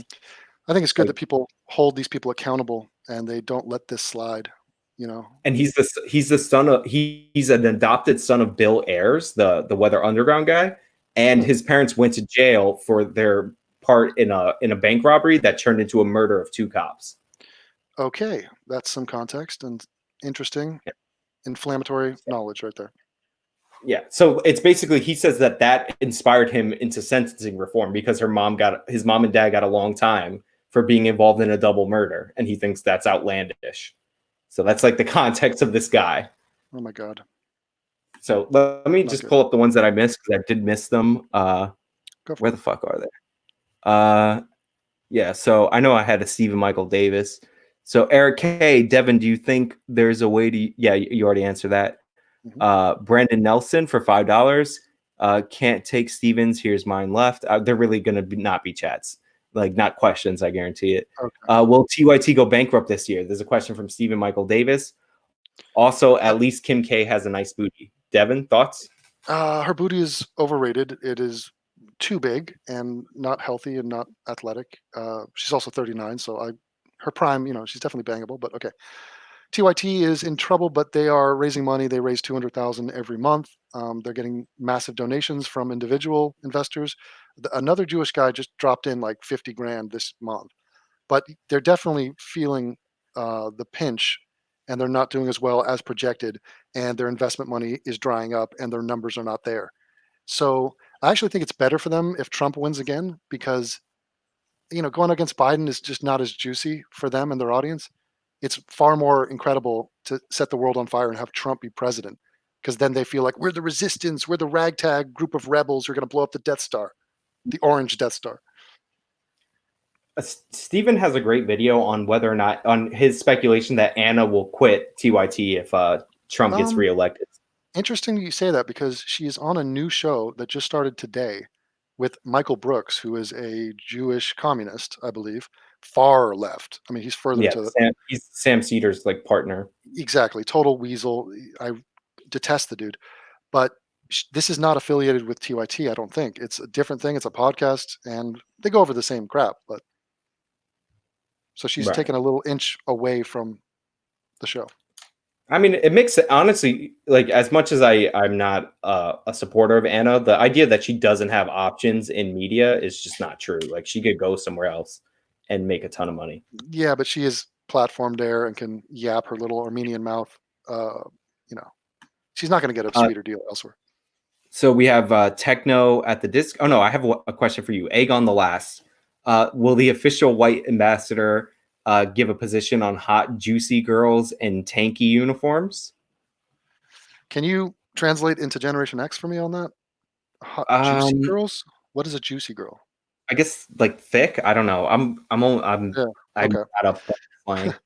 I would say a lot of guys come to me and they say, "What am I supposed to do? Every girl my age is dumb and wrong, and it's really irritating." And I would say you got to pick your battles. Understand that you're not going to get everything, especially not the first time out. And there's something to be said for compartmentalizing. Go online, go to your little Reddit, go to your YouTube comments, go to your Discords, have political conversations, and then have a sex life, have a social life. Don't grill her.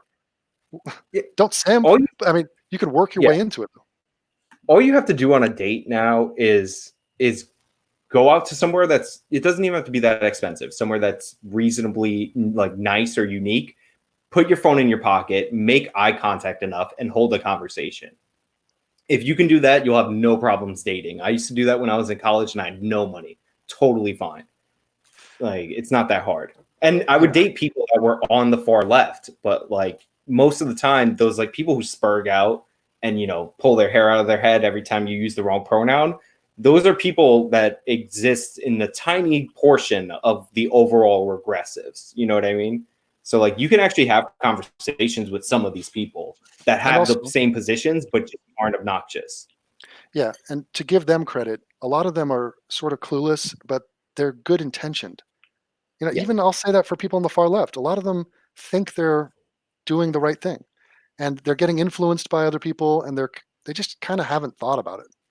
And so they do need to be guided out of it, and they're kind of in the matrix. So be kind. And it's easy to call yourself a communist or a socialist when you're not earning any money. So Yoshio says, Devin, your Kim K voice is the funniest. Oh, if you think that's the funniest, wait till you see the one I just recorded today. I took the Kim K voice to another level. Watch. Tomorrow.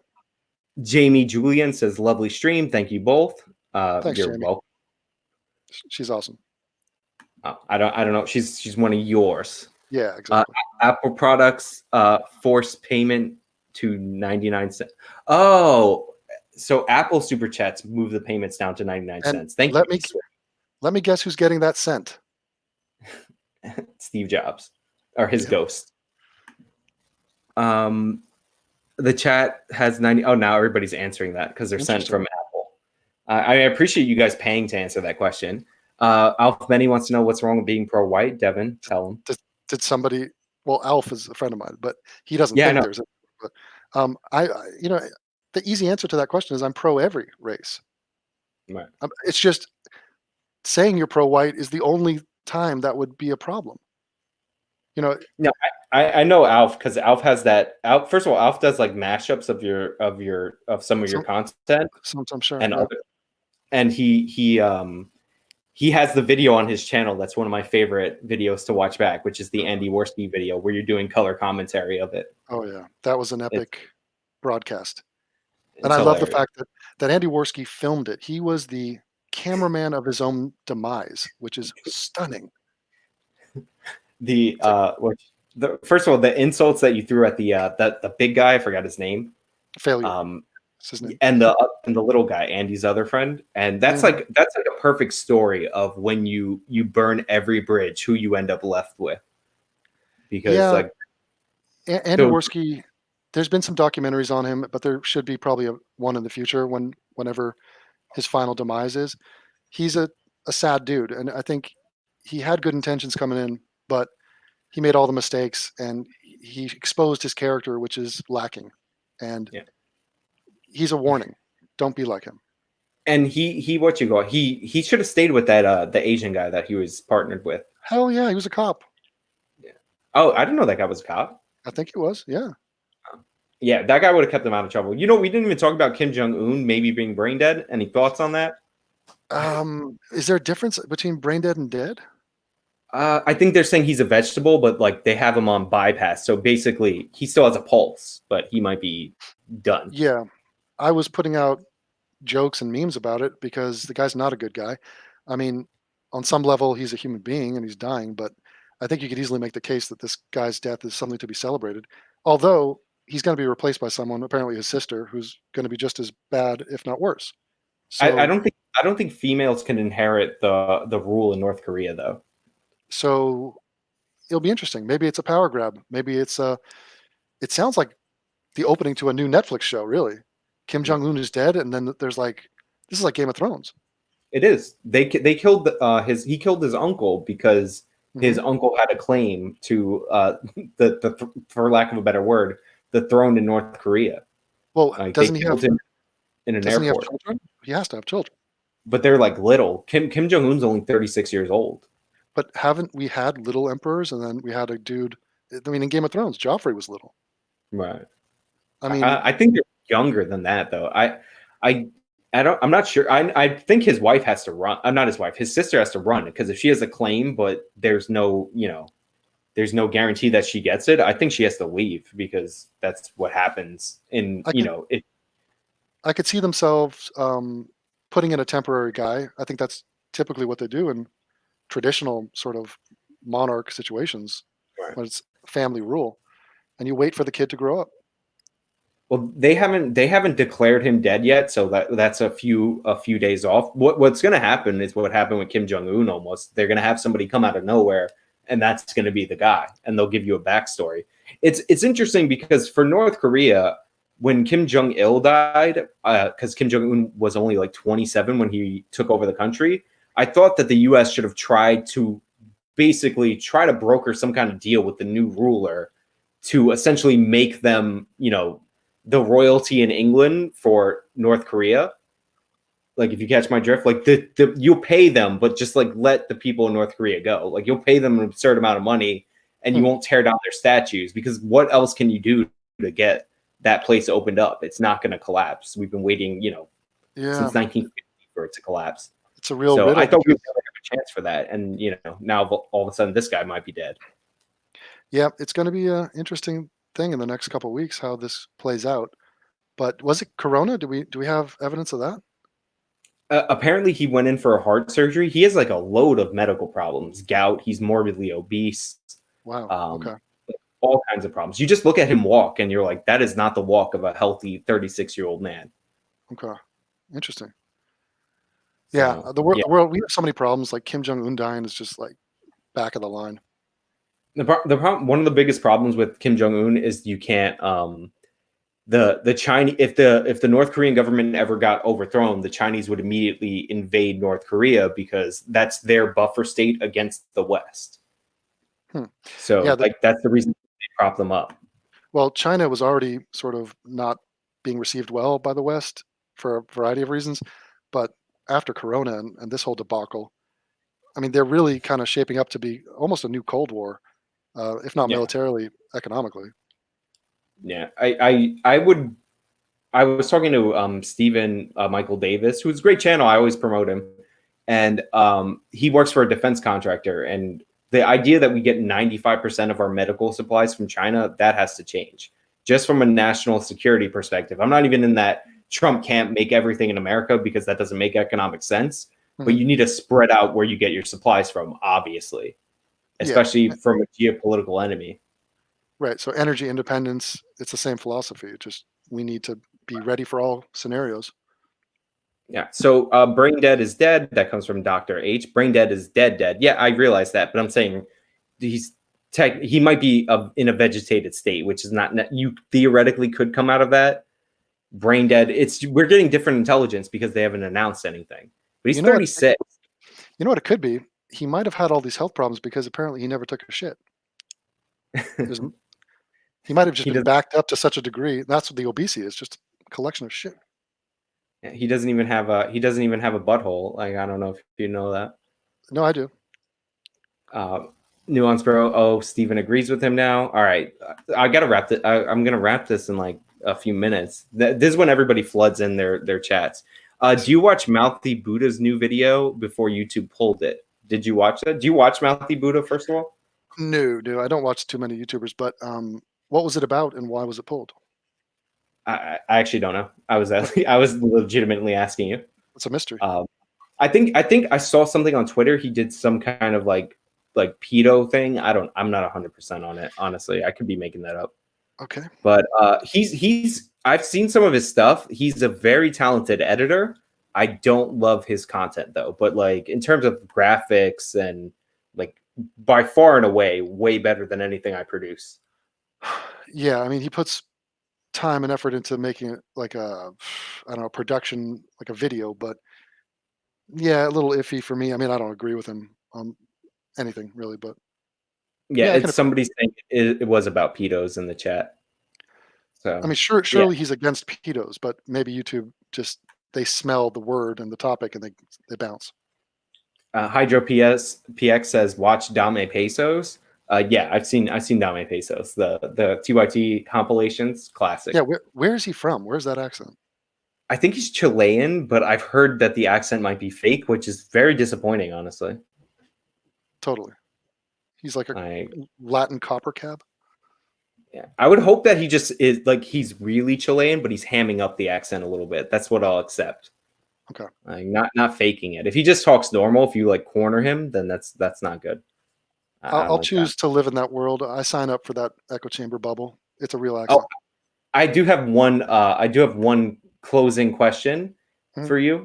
So when I first started YouTube, I subscribed to all those like anti SJW creators, and I could not watch them.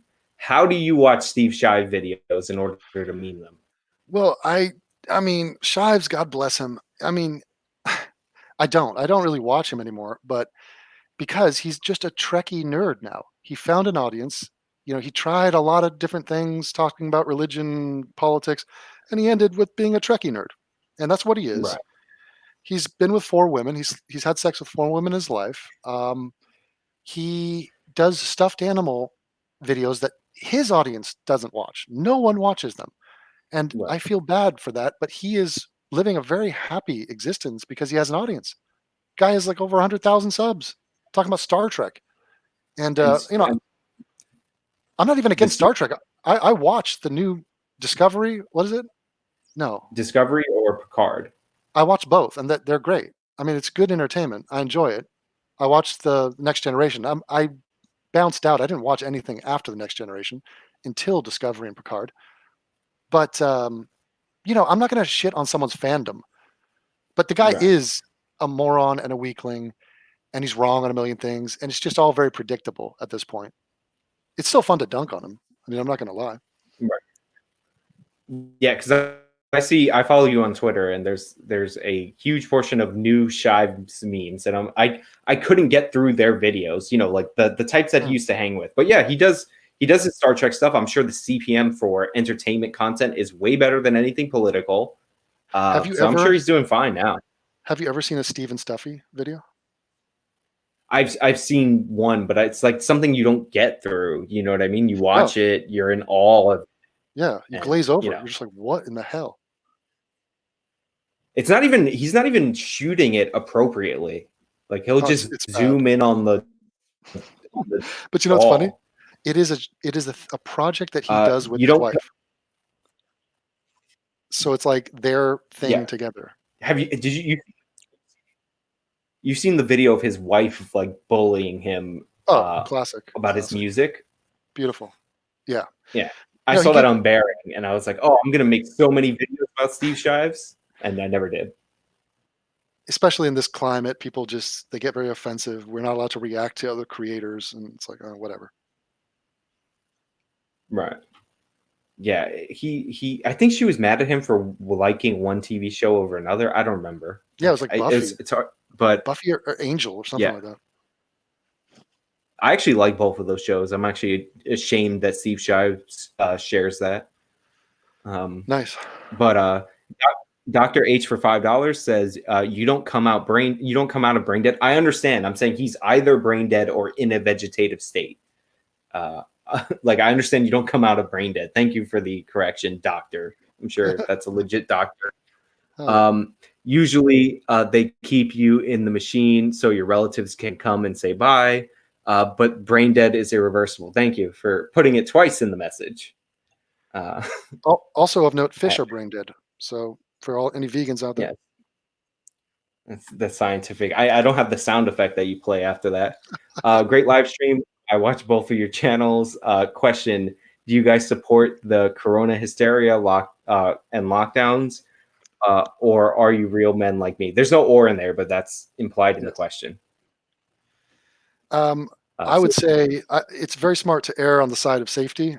I think now is just you're witnessing people spurring about liberty and freedom and kind of just being antsy and stir crazy. They're really yelling at nobody. These measures are being taken to save your life. I mean, we're not joking. People are dying by the hundreds of thousands. So don't do it just for yourself. Do it for other people. In Rio, everyone has to wear a mask.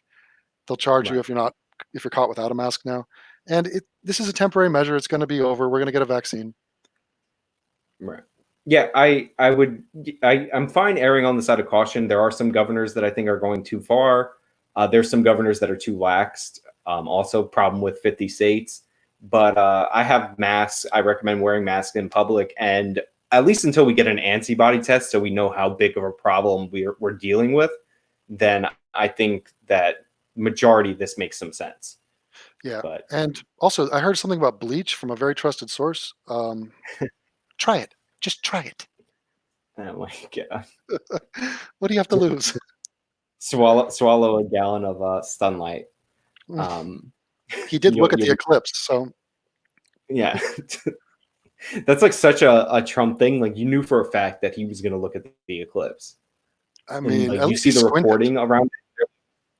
Yeah, you see the reporting around it, and they're like the staff was yelling at him, "Don't look at the eclipse! Don't look at the eclipse!" And of course, he goes out onto that little terrace and does it. Yeah, I remember my elementary school teachers were very adamant about we're going to develop this little device where you can see the eclipse through its reflection. You're not supposed to look at it. I mean, but he doesn't realize his example is so powerful. So just the act of him glancing up, you're going to have millions of people following because he did it. So when he says these things off the cuff and he's bullshitting about how he's being sarcastic when he clearly isn't, people listen to him. Like his followers are on his every word. And, I heard people are going to the hospital for taking all sorts of cleaning products and whatnot. I mean, the fish cleaner might be a misnomer. That might actually be a murder that she's covering up by saying she was listening to the president. I heard just in terms of the bleach thing, like within the last couple in of New York, days. Yeah, I mean, that I would hope he would take that as a lesson and watch what he says.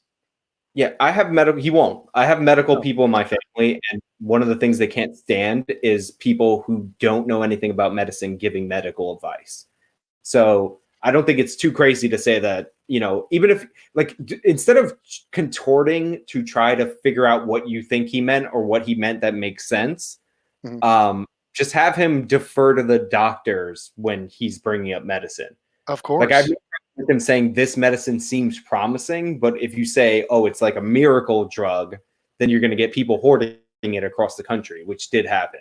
And he always is saying, I'm not a doctor, I'm not a doctor. That should be the end of the sentence.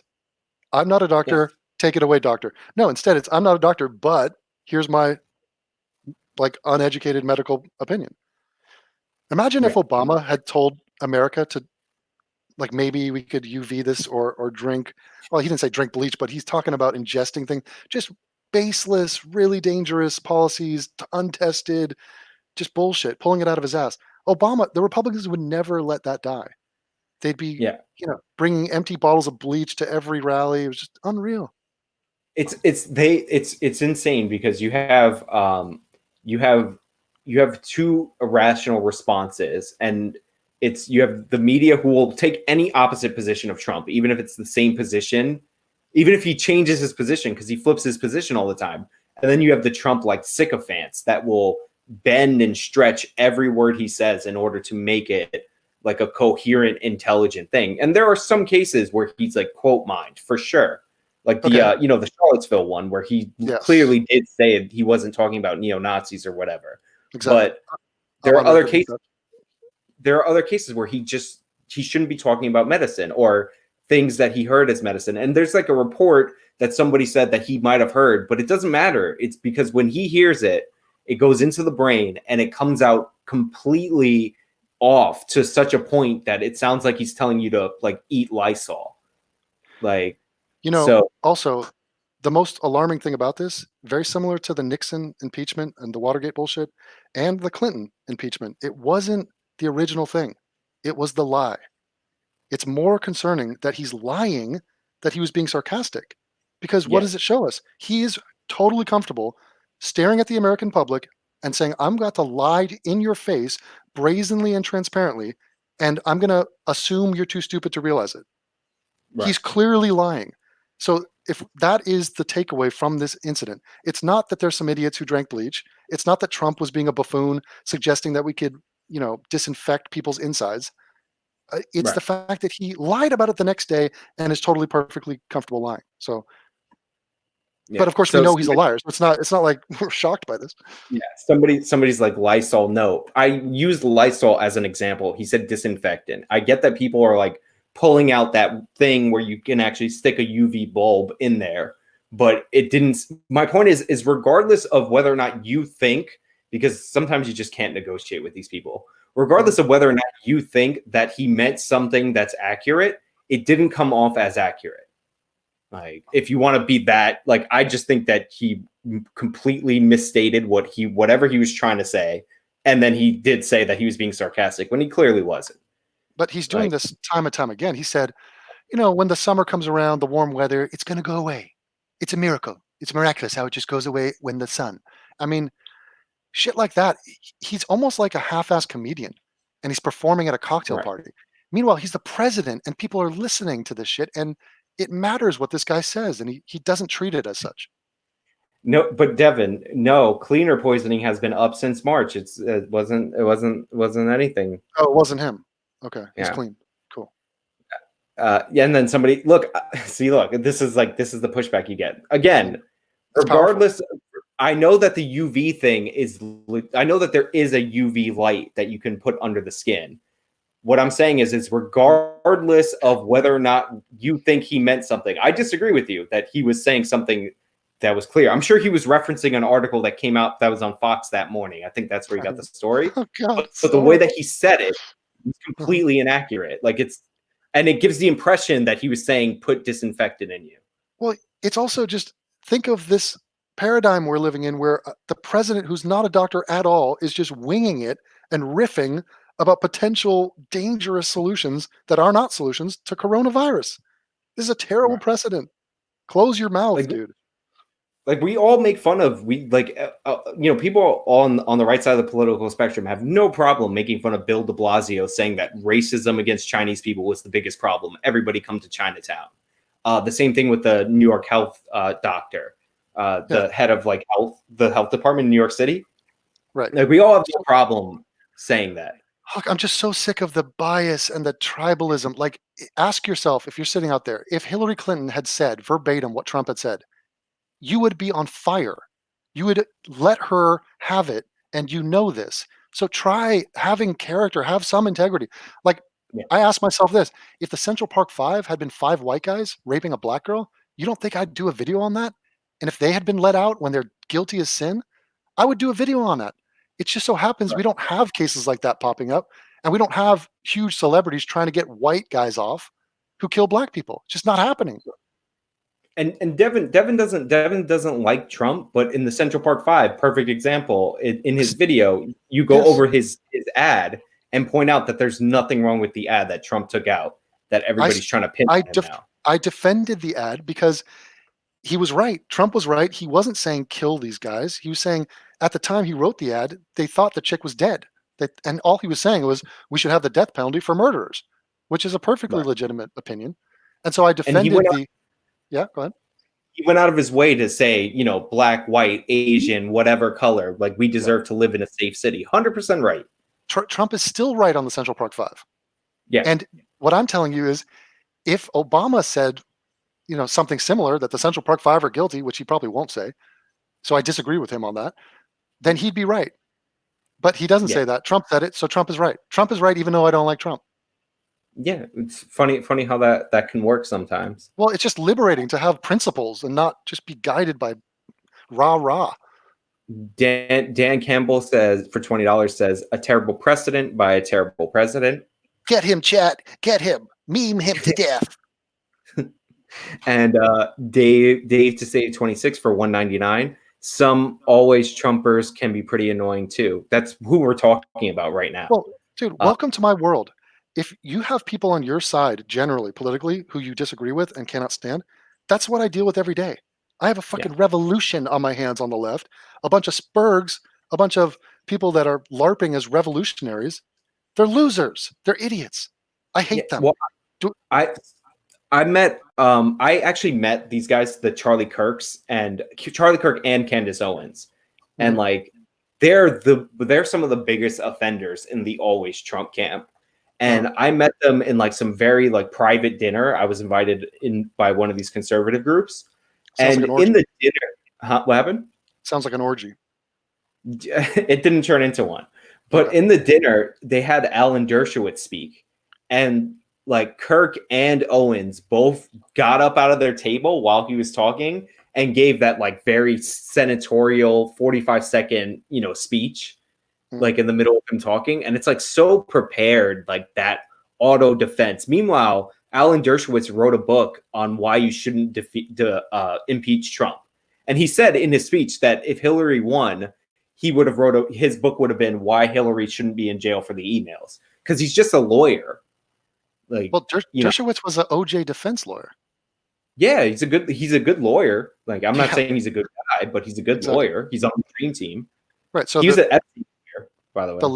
The left is not perfect. The right is not perfect. There's infighting in both sides, which leads me to my greater point, which is we all need to sign up with the Groypers and follow our God King, who happens to be a small, little, fidgety, incel, virgin, gay guy who is a Latin white nationalist. That's who we need to follow. And he talks like a creepy Southern preacher. Don't forget that part. Ugh. Brendan Nelson for $10. New levels of cringe. Jenk's nephew's uncle is now trying to do Twitch streams right this second. All right, I'm gonna have to. Are you serious? Jenk is on Twitch. He has his own channel. If so, that's big news in my life. Yeah, that's life changing. That's hours of potential content. I mean, wouldn't he just stream his show? he'll stream himself. Well, wait a minute. He might play video games. I mean, let's not put it past him. But I'm not. I mean, look, I play chess online too, and Right. I'm playing very well. Do you play chess at all? I used to play, but I don't play online. Okay. Right. But I used to play as a kid. So in other words, you're cucking in the shadows. Yeah, I'm afraid to defend my position against you. Okay. No, honestly, I will research that, and if it's true, I'm gonna like go around and skip. I'll just. Yeah. It's a beautiful thing. I think I've wrapped the chats. Somebody saying raid the Twitch stream. I'm not gonna like snipe him right now. Honestly, it's been 2.5 hours. I like that next one. Keek's fingers are too big for video games. He needs like a one-button game, like I don't know, Qbert maybe. Yeah, no. I would be fascinated. He's on pain medication. I'm fascinated to see how that all unravels. Oh, how glorious was it when his congressional campaign failed miserably? Oh my God. I was in a live stream when that news broke on Super Tuesday, and I was like, Keek. Well, put it this way: no one knew. We had no polling, so it was set up to be dramatic, and it came out. I stupidly put in a video that he was going to get around 5% because somebody sent me a screenshot of a poll, and when I was in editing, I was like, I couldn't find the actual poll, so I was like, oh crap, and I left it in the video, and he turned out to get around 5%. So I came off like a genius on that one. That poll was in a Democratic political group, so that was within the Democrats. He only got 5%. Yeah. Yeah. And he's still mad about it. He's like, they haven't counted the vote. I could have got higher. It's like you're fourth, and you raised the second or third amount of money, but not by that much. Like you're very over $1 million was completely squandered, and he not only did he lose, he'll never run again. He's completely disillusioned with running for political office. Cenk is 5'9". What? No, 5'7", 5'6". He's nowhere near 5'9". No, I don't know. Yeah, I met him once. He's 260 pounds. I think he's 5'6", 5'7". I mean, it's not impressive. Yeah. And he has a on his forehead that makes him like a buffalo. I know that is a situation, and I think that's God. I think that's evidence of God, actually. All right, we have you ready to like wrap this? Because I'm ready to like pop this off. I finished all the chats. Yeah, man. Very fun talking with you. Thank you, audience, for all your hatred and negativity. I soak it up, and it rises my power level. And you're doing a good job, Sean. I appreciate it. Thank you for creating content. I look forward to your future endeavors, and we'll be lurking in the background. All right, stay on for like a bit because I'm going to end the stream. I'll say goodbye to you off air. Thank you, everybody, for joining. Obviously, Devin's links are in the description. Can you upload on your main right now or no? Yeah, no, I can. I will be. Okay, so yeah, his main channel is active, but subscribe to his backups because, all kinds of crazy stuff happens on his channel. Yeah, that's pretty much it. So everybody, goodbye.